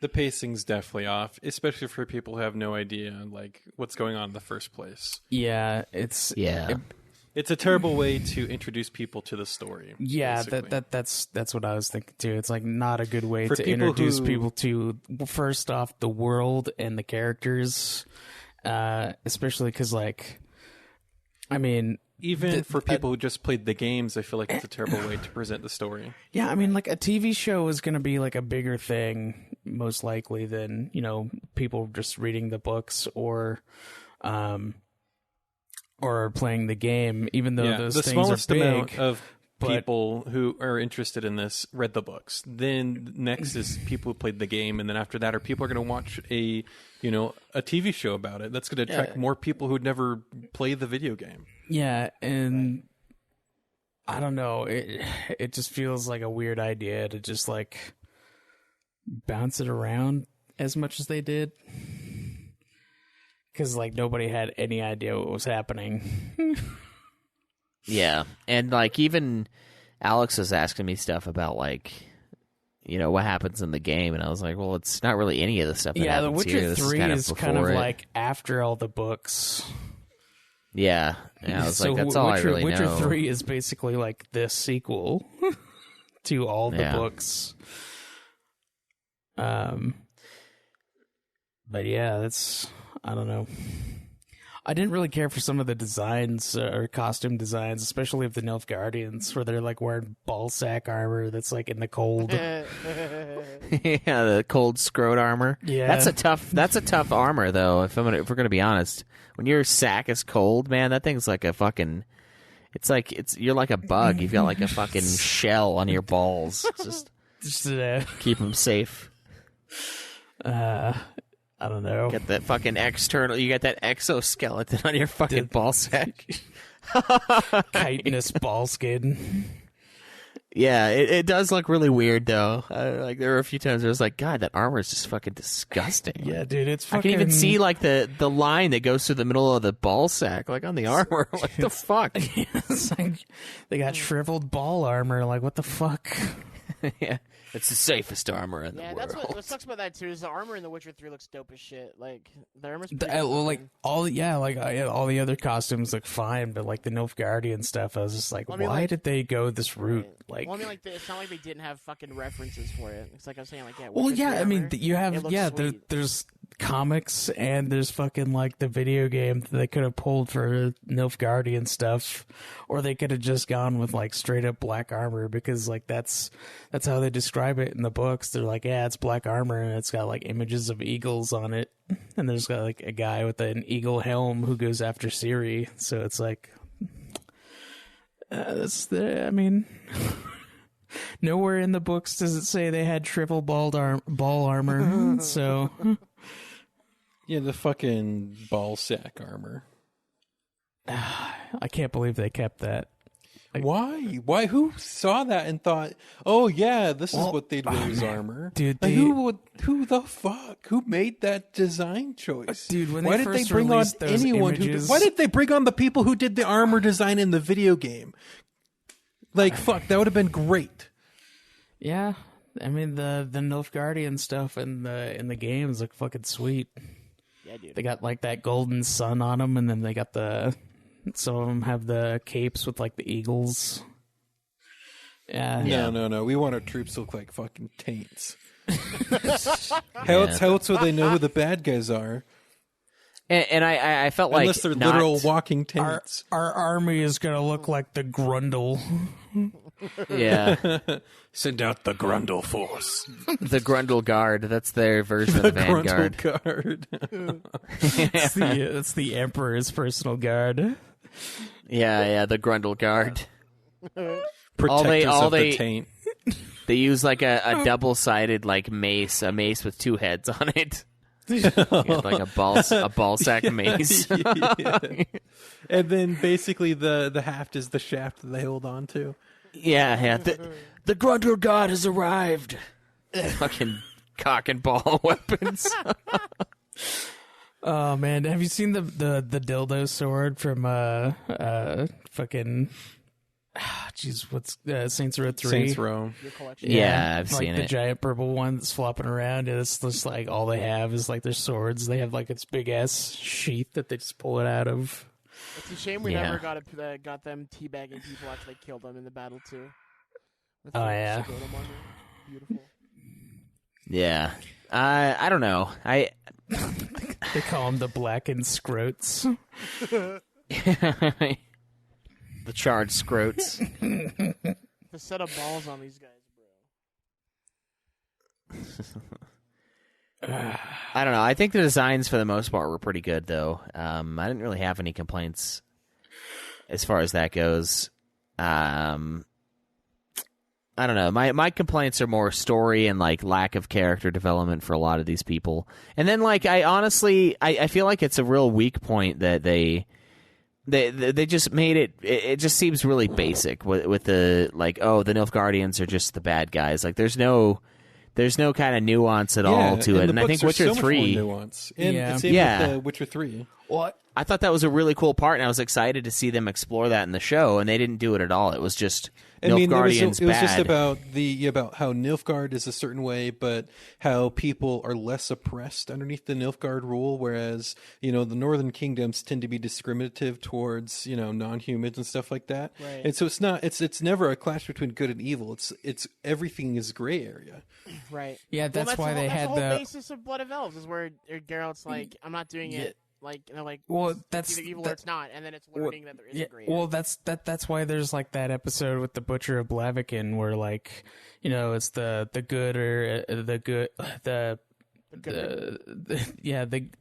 the lesser evil or whatever. He's like, there is no lesser evil, and it's like, but then he learns like later that there kind of is. So it's I just thought like Geralt doesn't vote. That's what I thought when he said that. I was like, Geralt doesn't vote. He's one of those douchebags that doesn't vote. He's like, I'm not going to vote for either. There's no greater or lesser evil. Yeah, like, God, just, okay. I don't want to choose. I get it. You're not a registered voter. God damn it. I understand. Like, no, it tries to play with that, but the only way it plays with that is the Sintra chick is kind of a bitch, but that's about it. Like, she does some questionable stuff. But we don't really get anything from the Nilfgaardians, which is an asshole, man. Yeah, she's terrible. But but we don't get anything from Nilfgaard. And I was like, isn't Ciri like Nilfgaardian? But then how can she be Nilfgaardian but also the son of the hedgehog and the thing? Sonic, but then it's a Sonic secret that she's apparently he dips his quill in any ink pot that he can get his hands on. But it's like how does that work with the hedgehog guy? Do they not know that he's going to be the Nilfgaardian emperor in a little while? Like, is he not a Nilfgaardian? No, I don't know. What happens in the books is like at that point they don't know he's Nilfgaardian, and then they go like on a ship, and then he basically fakes their death, and then he becomes the emperor of Nilfgaard. Huh. Okay. Yeah. Also, if they don't have Charles Dance play the Emperor of Nilfgaard when he's older, this is a fucking lame show. Like, because he voiced him in the game, and I was like, dude, this is fucking awesome. Like, this is so cool. We got like Tywin Lannister voicing the fucking Emperor in this game.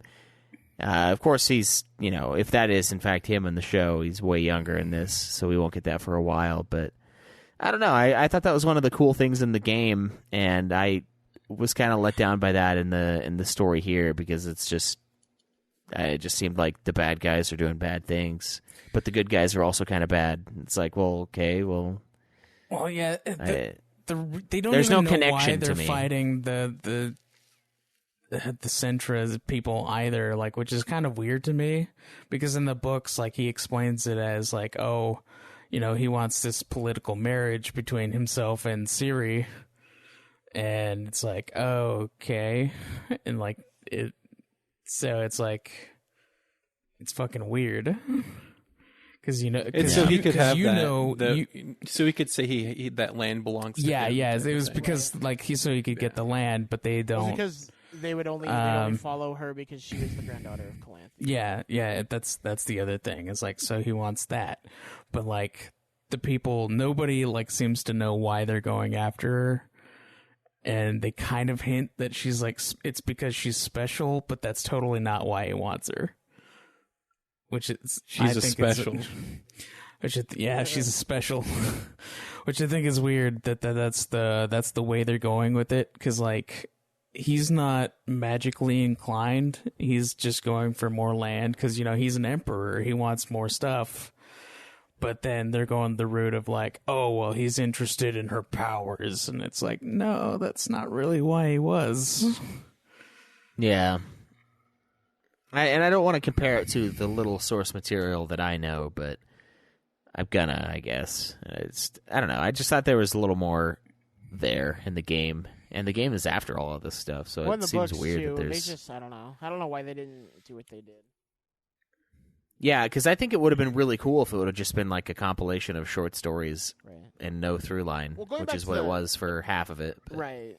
Going back to the political intrigue as well. I mean, like, it worked in Game of Thrones really well, and it's so I don't know if they didn't do it because they didn't want it to be like as close, because it's a medieval kind of like fantasy based show. If they didn't want it to be compared as much or what, but like that was also a thing they missed. Well, I mean that's like kind of the whole thing of that world too, is because like all the other the northern kings are like afraid because Nilfgaard is taking more and more land each time, and they were like really afraid that he was going to take the Centra area via his marriage and stuff, so they're trying to block it, which is why there's like a whole bunch of political intrigue between all the kings, and there's like the sorcerers that are like getting themselves involved in the political stuff. And I mean, they really should have like explored at least some of that while setting up the world, which they kind of just didn't do that. They spent this entire season being like, okay, well, here's Geralt, here's Yennefer, and here's his connection to Ciri. That's really important. He's also connected to Yennefer, and here's how, and that's it. Yeah, it's like Yennefer is a bitch, Geralt's grumpy, and Ciri is aloof. And that's what the season is. That is what the season is. And fill in the blanks. It could have been so much more. Instead, they were just like, nah. The story is... We'll do the story later. Yeah, and I mean, when I finished it, I was like, well, I'm looking forward to season 2, because I think the last episode was a pretty good episode of the show, because it kind of like, sort of like put everything together. And I think I liked the ending where they kind of win the fight, and then Ciri and him reunite. I was like, oh, that's kind of nice.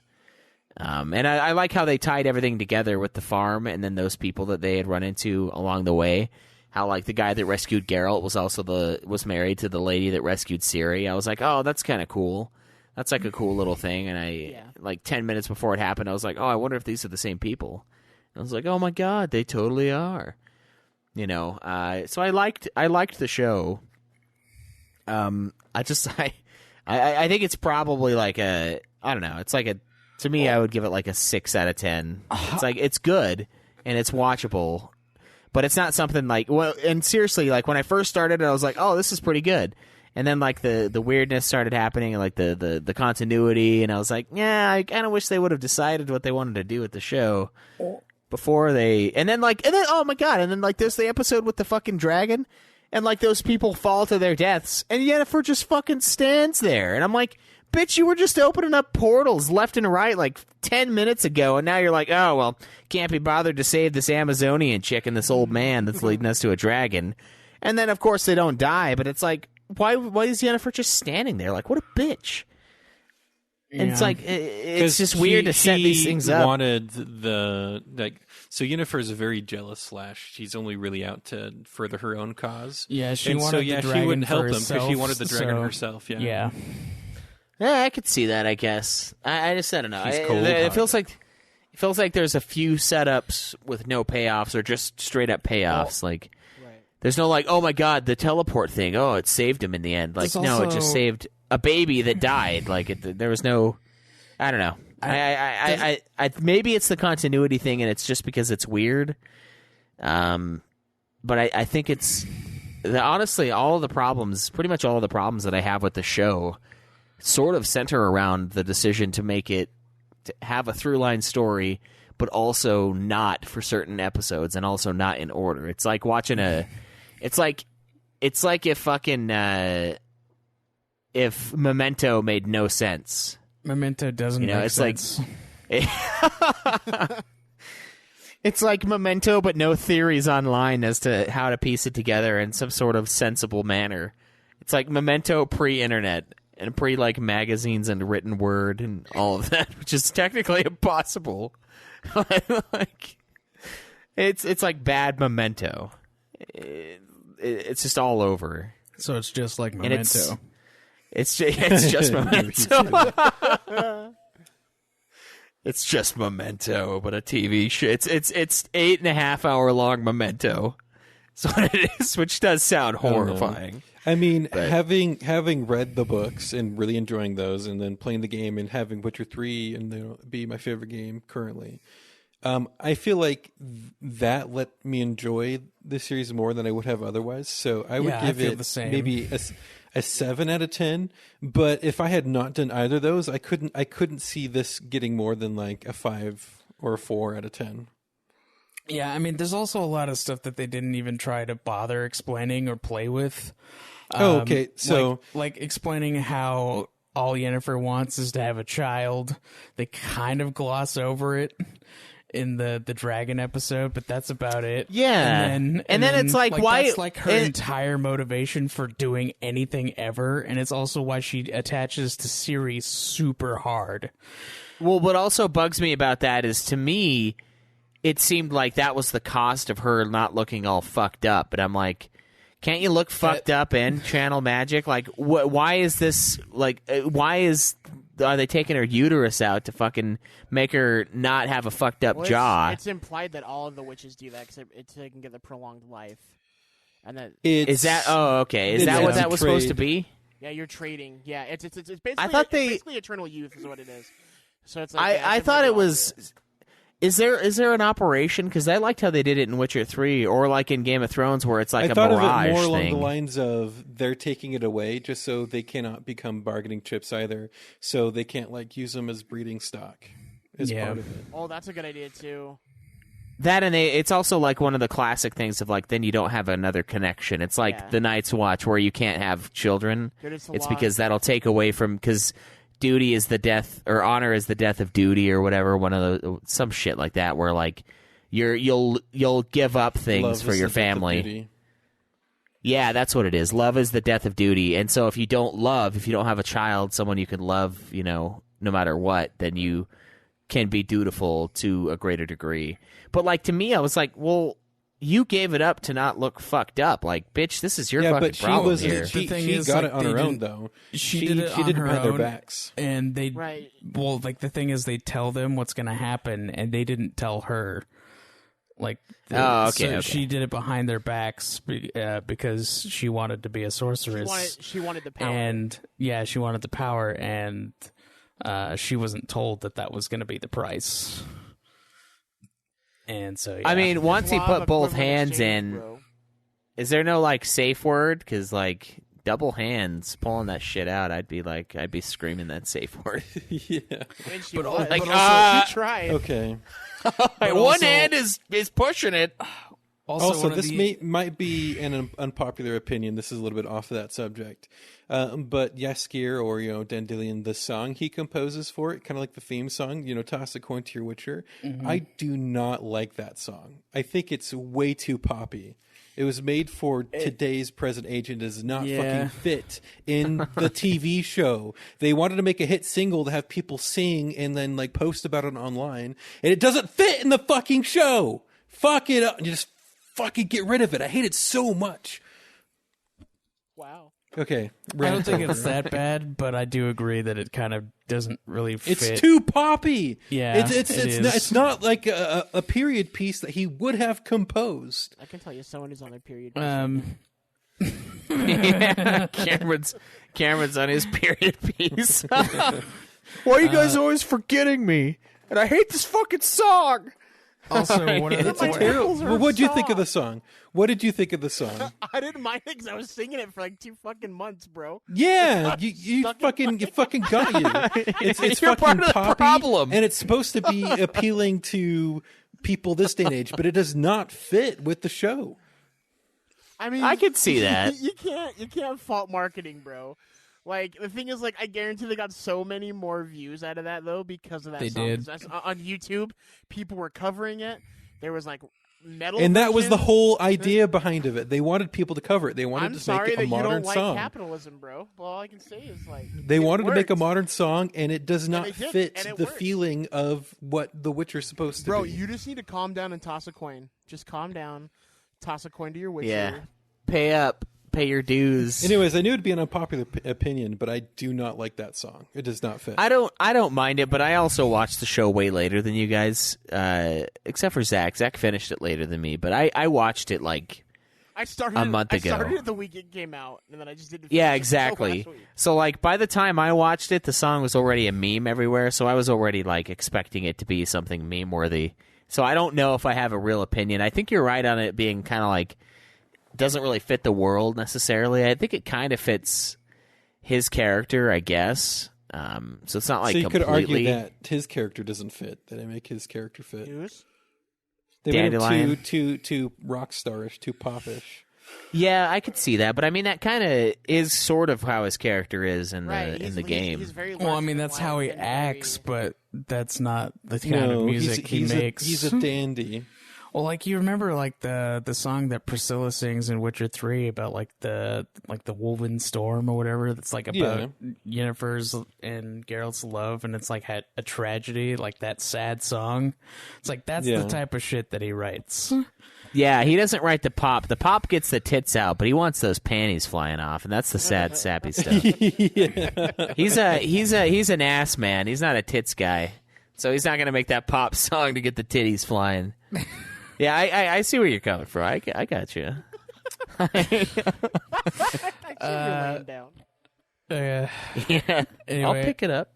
It's also weird to me that they only did like one song from him, really, for the show. Well, what a song! What a banger, bro! What a slapper! Cameron's just gripping his mic tighter and tighter. It's white knuckling. It's His sound just cuts out all of the sound. I don't know, like the one of the other things that I thought was weird that they didn't really like do stuff with is like Triss and Yennefer's relationship. I thought it was really weird that they just like were like, oh yeah, we're friends, but like they didn't show her at all in like the Yennefer backgrounds or anything. They just kind of like were like, oh yeah, that happened while you guys weren't looking. They're just best friends. Yeah. And then also like Triss, it's assumed that she died in the like battle on the hill. Yeah. Oh, that's how but it's it doesn't- played in the book though too. But it doesn't like. Well, no, I mean, like, I don't think they did that in the. In the show, they didn't do it in the show. They didn't do it She in the was show. like, she was starting to die. She's dead. You can see her after she got hit in the throat, like burned in, and she's like, and they're holding her dead body at the end. Were they? I don't remember that. Yeah, because she's like laying in someone's arms because Yennefer goes to walk past her and she's not moving. Maybe I just thought it was somebody else because, again, she's not Triss, not my Triss. Hashtag. Yeah. Hashtag. Yeah, no, she was dead. Like, I don't know. I was actually looking forward to that, and I don't know. I don't want to say it let me down, but it's just not the way I imagined it from reading the books. The Battle of Silent Hill. So like that's not necessarily a bad thing because like I thought like the sequences were great, the effects were great, and the acting was great from everyone. It's not what I had imagined, so that kind of screwed me over. Right. Yeah, I agree. Yeah, I don't know. I didn't mind the last episode. I think it was kind of like a skull fuck, and I think there's honestly, I don't know. There's like too many little things that are like, oh, that's convenient. Like the little like mind control bug things or whatever that they had rolling around. Oh yeah. That's what I'm talking about, where there's no real setup. It's just mostly payoff. Like I remember they showed them earlier once, like there was something about the bugs, you know. But I don't feel like it was a proper like setup and payoff. It was like, oh my god, why did this happen? And they're like, oh, it's those fucking mind control worms. And you're like, oh, of course, the mind control worm. How could I forget the mind control? It's like, fuck you. Don't fucking give me that bullshit. Like it's like Deus Ex Machina bullshit. And I felt like there was a few cases of that where it's like, oh, don't you know? It's like I'm reading the Belgariad, and when they say naturally. It's like, oh, You can morph into the wall naturally. It's like, oh, is that natural to you? You fucking slob. Is that normal? Like, obviously it's not fucking natural, or I wouldn't be so surprised about it. Like, what the fuck? That's one of those things that like the science fiction and fantasy kind of does sometimes. That like it's just kind of annoying. It's like, oh god. Like, of course they've got the little worm that controls their bodies and makes them become turncloaks to their fellow mages, and then at the end they're like, I'm so sorry, as the little bug crawls out of their asshole and like goes to its next victim. It just made me think of the award-winning Oscar-nominated Starship Troopers 2: Hero of the Federation. Where they had all those mind control bugs, and you're like, oh, this is stupid. It's not a mind control bug. It's actually a midichlorian. Oh, my God, yeah. It's what lets them use magic. Well, yeah, those midichlorians, they have a pretty low fucking count, apparently, because they got their asses kicked. Yeah, there were people dropping everywhere. I don't know. It did that a little bit. It wasn't a ton, but there was some like. It's like now it's convenient that you tell. It's like playing a game with a little kid and they like make up a rule on the spot, and it's like, oh, that's conveniently made up rule. Dude. Oh, thanks, dude. Yeah, it's like I wasn't playing then. It was on pause. It's like, okay, fine, just be a little cheater. Oh, you got a shield? Well, I got an RPG that wrecks shields. Mine's specifically made to go through shields. Well, my shield blocks RPG missiles that go through shields. So, yeah. It's like that, and I don't know, stuff like that. It's just like, ugh, God, it's so tropey and just dumb. I've become really hateful towards like Deus Ex Machinas that aren't like foreshadowed or anything like that, because if it's foreshadowed, it's like, well, it's still a little bit cheap, but at least you know it was coming. Yeah, you're like, ooh, this is gonna come up later because they talked about it. It was like, oh, this thing's really fucking cool, and then like it's just radio silence for a while, and you're like, oh, when's it coming? When's it coming? But if it's like, if it's like a super bullshit one, then it's not fair. It's just cheap. Like the biggest example of one of my favorite things ever is like the ending to The Stand. Like the ending to The Stand, I hate. I hate it. It's so bullshit. It's the worst things ever. But I love the book. Yeah, the book is really good. I love the characters. I love the like post-apocalyptic setting that they have. Almost everyone's dead. It's like this fight to survive kind of a thing. But like the ending is just so bullshit. It's just it's so bullshit, man. It is the ultimate Deus Ex Machina, and it just comes out of fucking nowhere, and I can't stand it. I can't stand the ending. But, I don't know. So I did that a little bit, but I think, I don't know, maybe take a little bit more time, and I think maybe they bit off more than they could chew in a lot of ways with this. Like, there's a lot of characters, and there are a lot of things these characters do, and a lot of interactions that these characters need to have to be connected. And I think they should have maybe taken their time a little bit more with this first season to kind of really set it up, Yeah. It wouldn't have suffered from like one or two more episodes either, I feel like. Yeah, and I mean, it would have slowed it down, and it would have been less actiony and flashy, probably. But I think it would have served. I don't know, the characters a little better. They have enough. Yeah, they have enough content as well to like totally have a bunch of to keep it quick paced.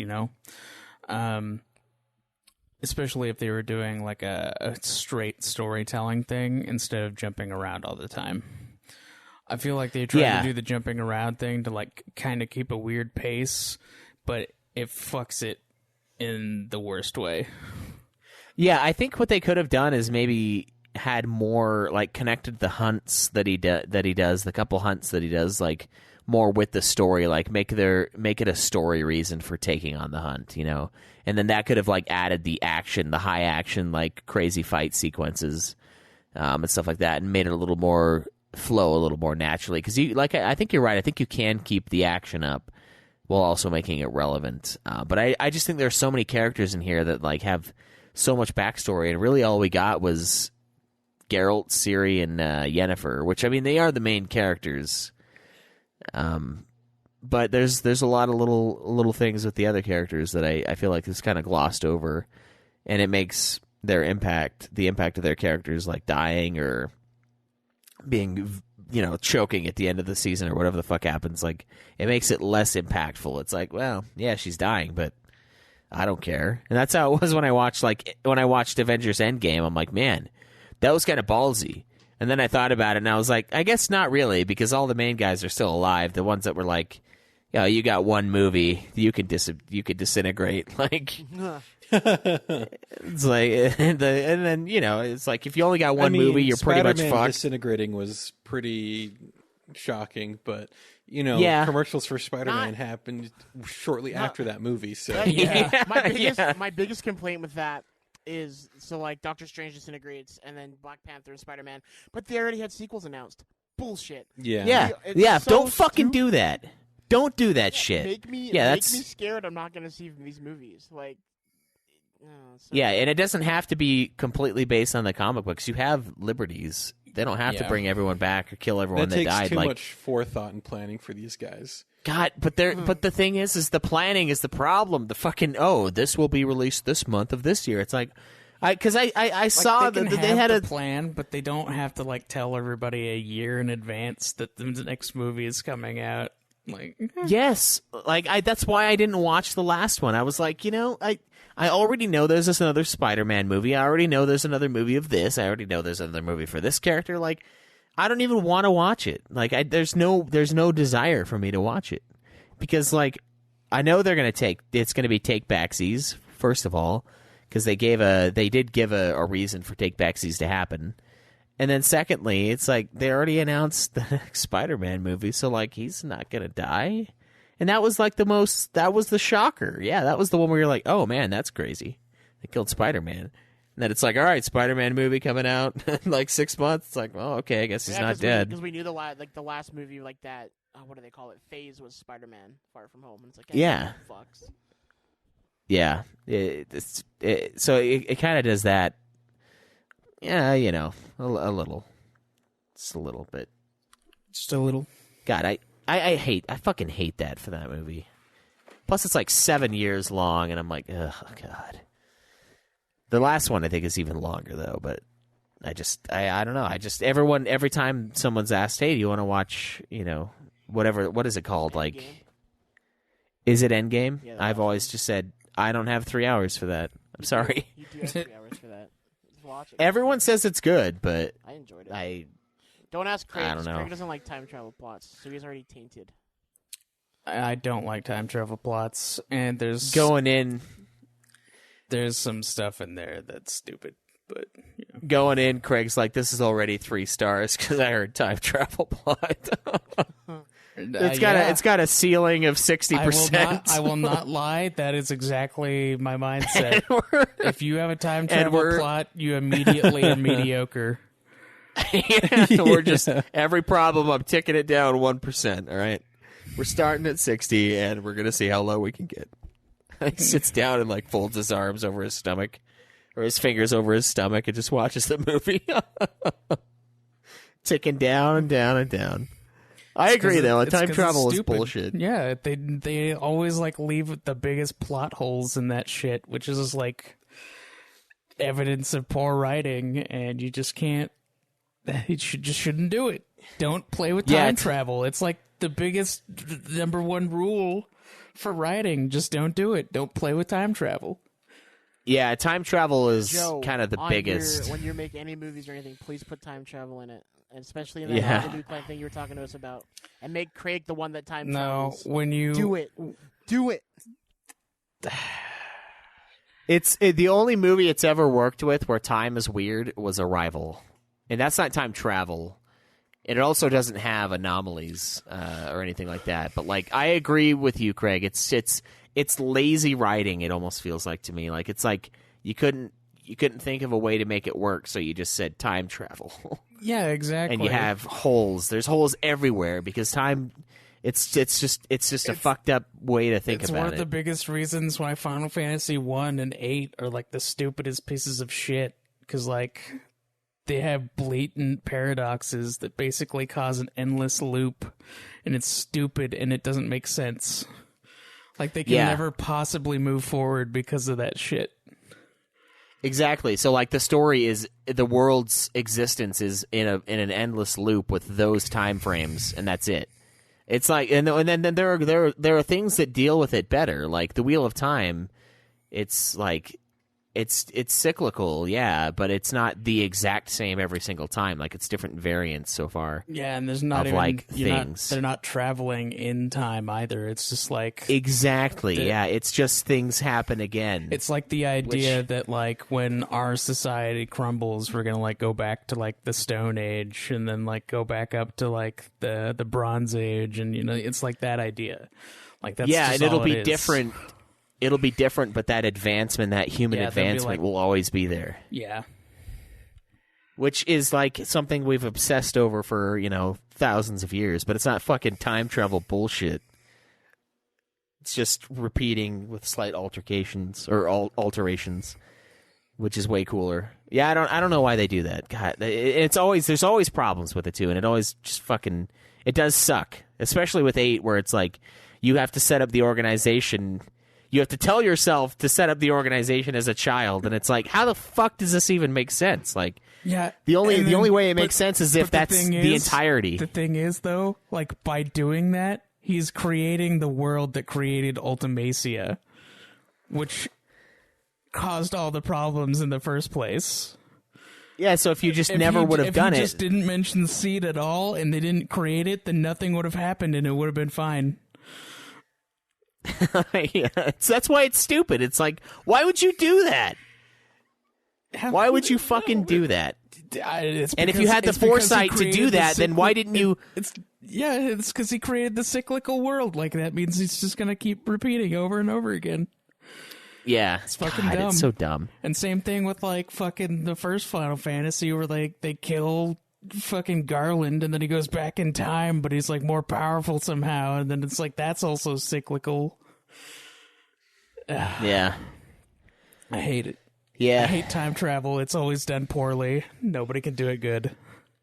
I've heard good things about Chrono Trigger, but I don't know. I can't do it. Yeah. I think overall though, I do like this.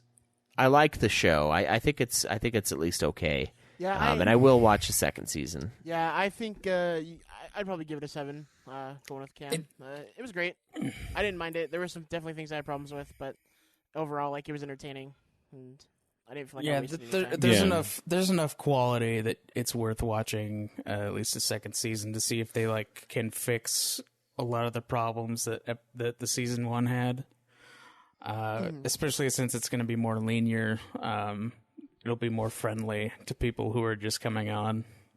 Right, but I think we've been talking about that a little bit too. But obviously, it didn't suffer too much because people really liked it. Whether that be just because they like Henry Cavill and women are creaming over him, or what, or dudes looking at they're creaming over that, and they're creaming over toss a coin to your Witcher.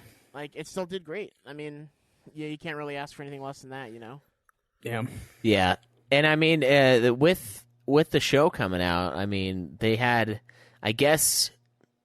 They had 554% sales increase from the year prior, from December 2018 to December 2019 after the release of the show, and it had a bigger playership on Steam than it did on release for Witcher 3. So, I mean, it definitely brought some people to the series. Yeah. You know what? I bet they caused coronavirus, man. So people play The Witcher. Yeah. Animal Crossing and Witcher work together. Yeah, those fuckers. They worked with the Wuhan laboratory. Oh my God! I think we figured it out. We did. We need to call. No. See, that would mean that it's specifically Nintendo that did it, because they have both Witcher 3 and Animal Crossing on the Switch, and China makes their Switches for them. Oh my God! And there's the great Switch shortage right now, and it's because of Animal Crossing and the coronavirus. So then they're just going to release like a bunch of Switches, and then everybody's going to go buy it. Bro, if any of us ends up committing suicide tonight, just remember, listeners, we found out the real cause of Wuhan. Yeah. We've done it. Oh my God. Nintendo did Corona. It's so clear now. I don't know how we didn't see it earlier. We have to start the resistance. The thing of the resistance is going to be Disneyland because they ended up shutting Disneyland down, so we're going to have the mouse on our side too. It's going to be crazy. Oh, man. Oh my God, you're right. The mouse will help. Dude. Oh, man. Freaking Netflix stock was like higher than Disney's for a little while. I don't know if it still is, but it's basically. Sorry. I was just saying that's serious, though? crazy. Yeah, it was. Dude, it's basically Star Wars, dude. Watch, Disney's playing this from both sides. They're the Sith Lord we're looking for, and we're gonna like defeat the virus and put Nintendo in its place and the Witcher stuff, and then Disney's gonna take over and they're gonna have the Empire and we're gonna be fucked. I've foreseen it. Well, thankfully we have Alex Jones on our side. His army With him, of frogs. Yeah, with him and his army of frogs, we can stop Disney. Warn us. We can stop Disney and the Chinese government from ruining the world. The ultimate showdown between between a mouse and a frog, and a gay frog. Turn the frogs gay. Yeah, I didn't choose the frogs because they were gay. They were already gay when I got them. They chose me as their leader. We're gonna stop the mouse. Yeah, I don't know. The show's all right. I'll watch it again the second season. I liked the last episode enough, I think, and I'm excited to see what they do with a more linear story, like Craig was saying. So we'll see what happens next time. I think I read it is 2021 for the next season, so it'll be a little while. But they're gonna. I guess the production was supposed to start in early 2020. I don't know if that's been delayed. I imagine it probably has been. For all of this, so who knows what we'll get they're next. one of the only ones that hadn't, but they finally did shut down. If I remember reading that right, that they did start. Okay. And they did do it, and they got a good headway, and then they ended up having to stop. But yeah. Depending on where you're at, I guess you could get away with some. So we'll get it eventually, and we'll talk about it when it comes. So I'm excited to see where they go and see what they've learned. They have a release date now. Let me take a look. This is an update as of 2 days ago. I'm looking at that exact same thing right now. Game. Cast release was announced November 2019. Production was supposed to begin early 2020. Nope, they don't know. How dare they lie?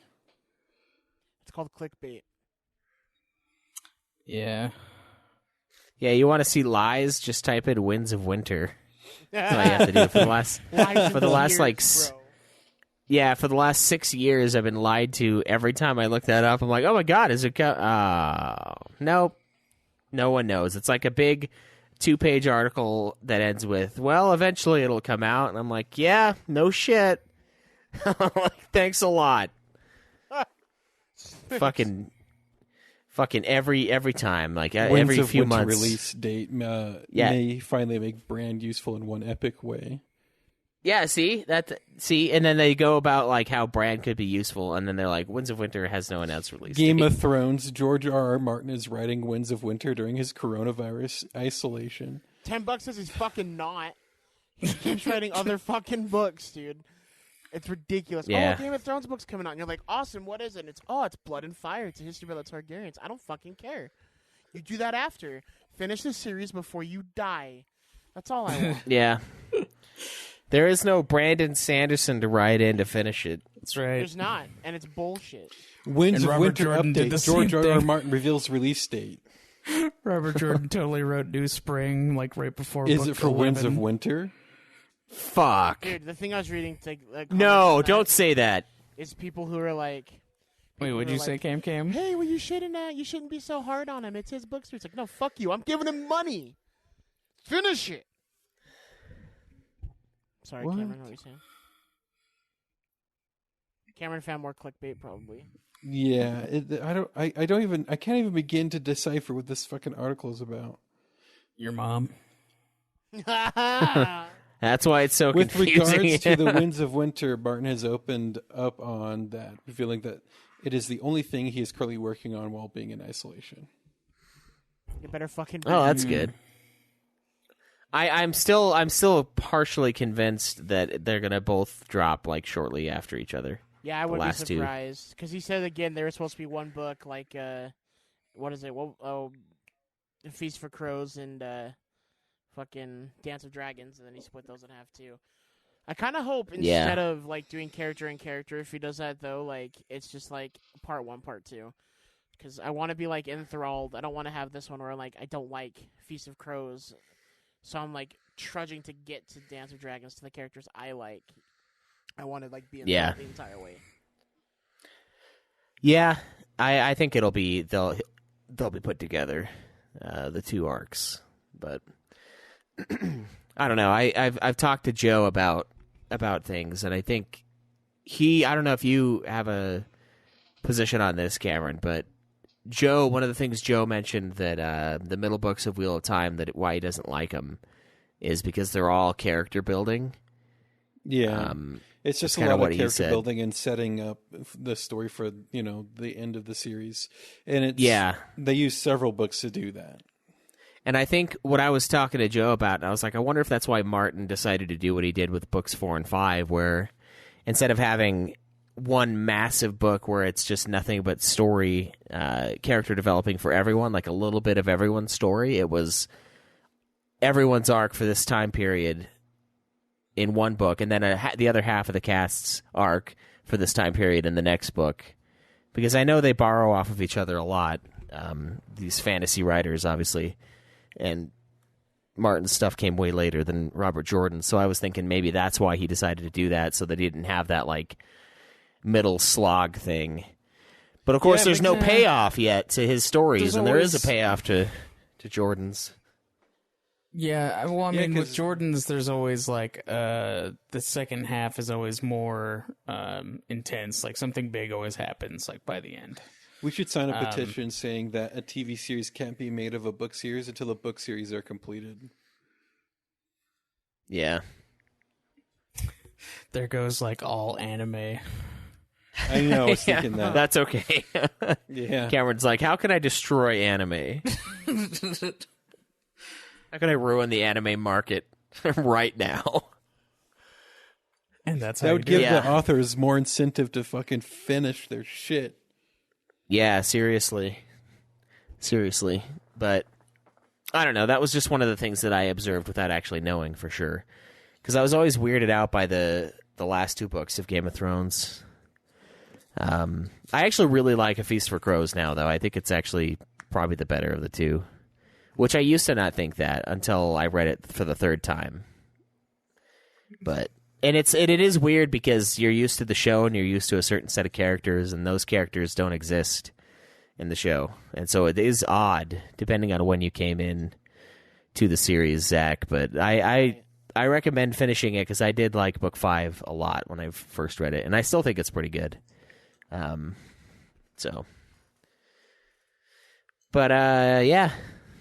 I don't know. It's this fantasy talk, I guess. I want to read these books, too, the Witcher ones. Do you guys have them on Audible, or what? How'd you read them? Yeah, I have them all. They're all on I Audible. I have them in paperback. I think there's Okay. like 9 of them. Yeah, you're gonna want to find like the order because they don't really tell you the chronological order. There's 2 different orders that you can read them in. There's the order of when they're released, but then there's more or less a chronological order. But I think the article I read said it's better to just read them in order of chronological release. Okay. I'll have to do that. I'm interested in it now a little more than I was before. Of course, the game got me interested, too, so playing Witcher 3. But so I guess it worked. It was a good decision. I think making TV just shows makes a on lot these of big sense. fantasy, making TV shows for these big fantasy works, I think is a really good way to do Only it. if they have a video game released. Yeah, Well, I mean, what's the point if they're not going to draw inspiration from the game for like designs? Exactly. I mean, the Yeah. video game had done so much design work for the TV show already. Yeah, they have 3 of They them didn't too. use it. 3 video games, and there's also comics that they could have pulled from, and their result was fucking scrotal armor. I'm never gonna get past that. It's like the worst. Scrotal armor. It's the worst I know you're not. decision That's- ever. that's why they did it, because no one could get past it. It's the ultimate armor. You just can't penetrate it. Oh, you can penetrate it. You just gotta rub it a little bit, and then it loosens up.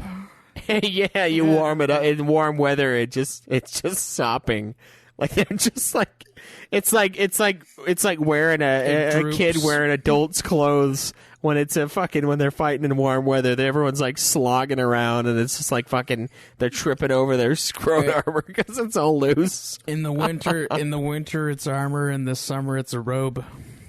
Yeah. Oh man, I want to see that. I want to see like an army of dudes just like slowly advancing with the fucking loose ass scrot armor it's dragging behind them. They're just all tripping over themselves when they're trying to run. Yeah. This fucking scrot armor. God damn it! This only works when we're invading the north. The south, it's just terrible. It droops so much. It doesn't protect you at all. It's paper thin. Guess Napoleon and Hitler should have had scrotal armor. Yeah. I'm just always dunking my scrotal armor in the water. It's always dragging in the water.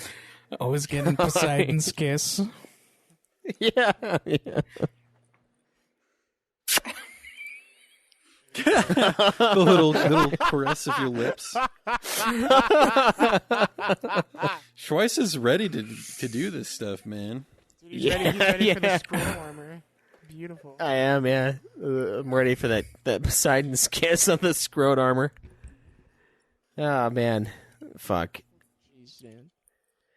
Well, I guess the next show we'll probably review is that season 3 of Castlevania. I haven't watched that yet. Have you guys all watched it? I've watched No, I have not. 1 episode. I'm the only one who's finished it, I guess. All right, we'll have to add it to the rotation, because I'm watching that one with Alex too. So it's kind of something that we've watched. So that'll be a fun little side thing. Yeah. Other than that, I guess we'll just wait and see when the next season of this comes out. And any other gaming show or show that is based on a book that became a game, I guess. So cool. Guys, got anything else? Any final thoughts on this? Or No, I think I think, we covered pretty much everything there is to talk about. yeah. all right. Well, shit. I think that's going to be it for us this week, guys. Thank you so much for hanging out for this episode of Nude Clan. I'm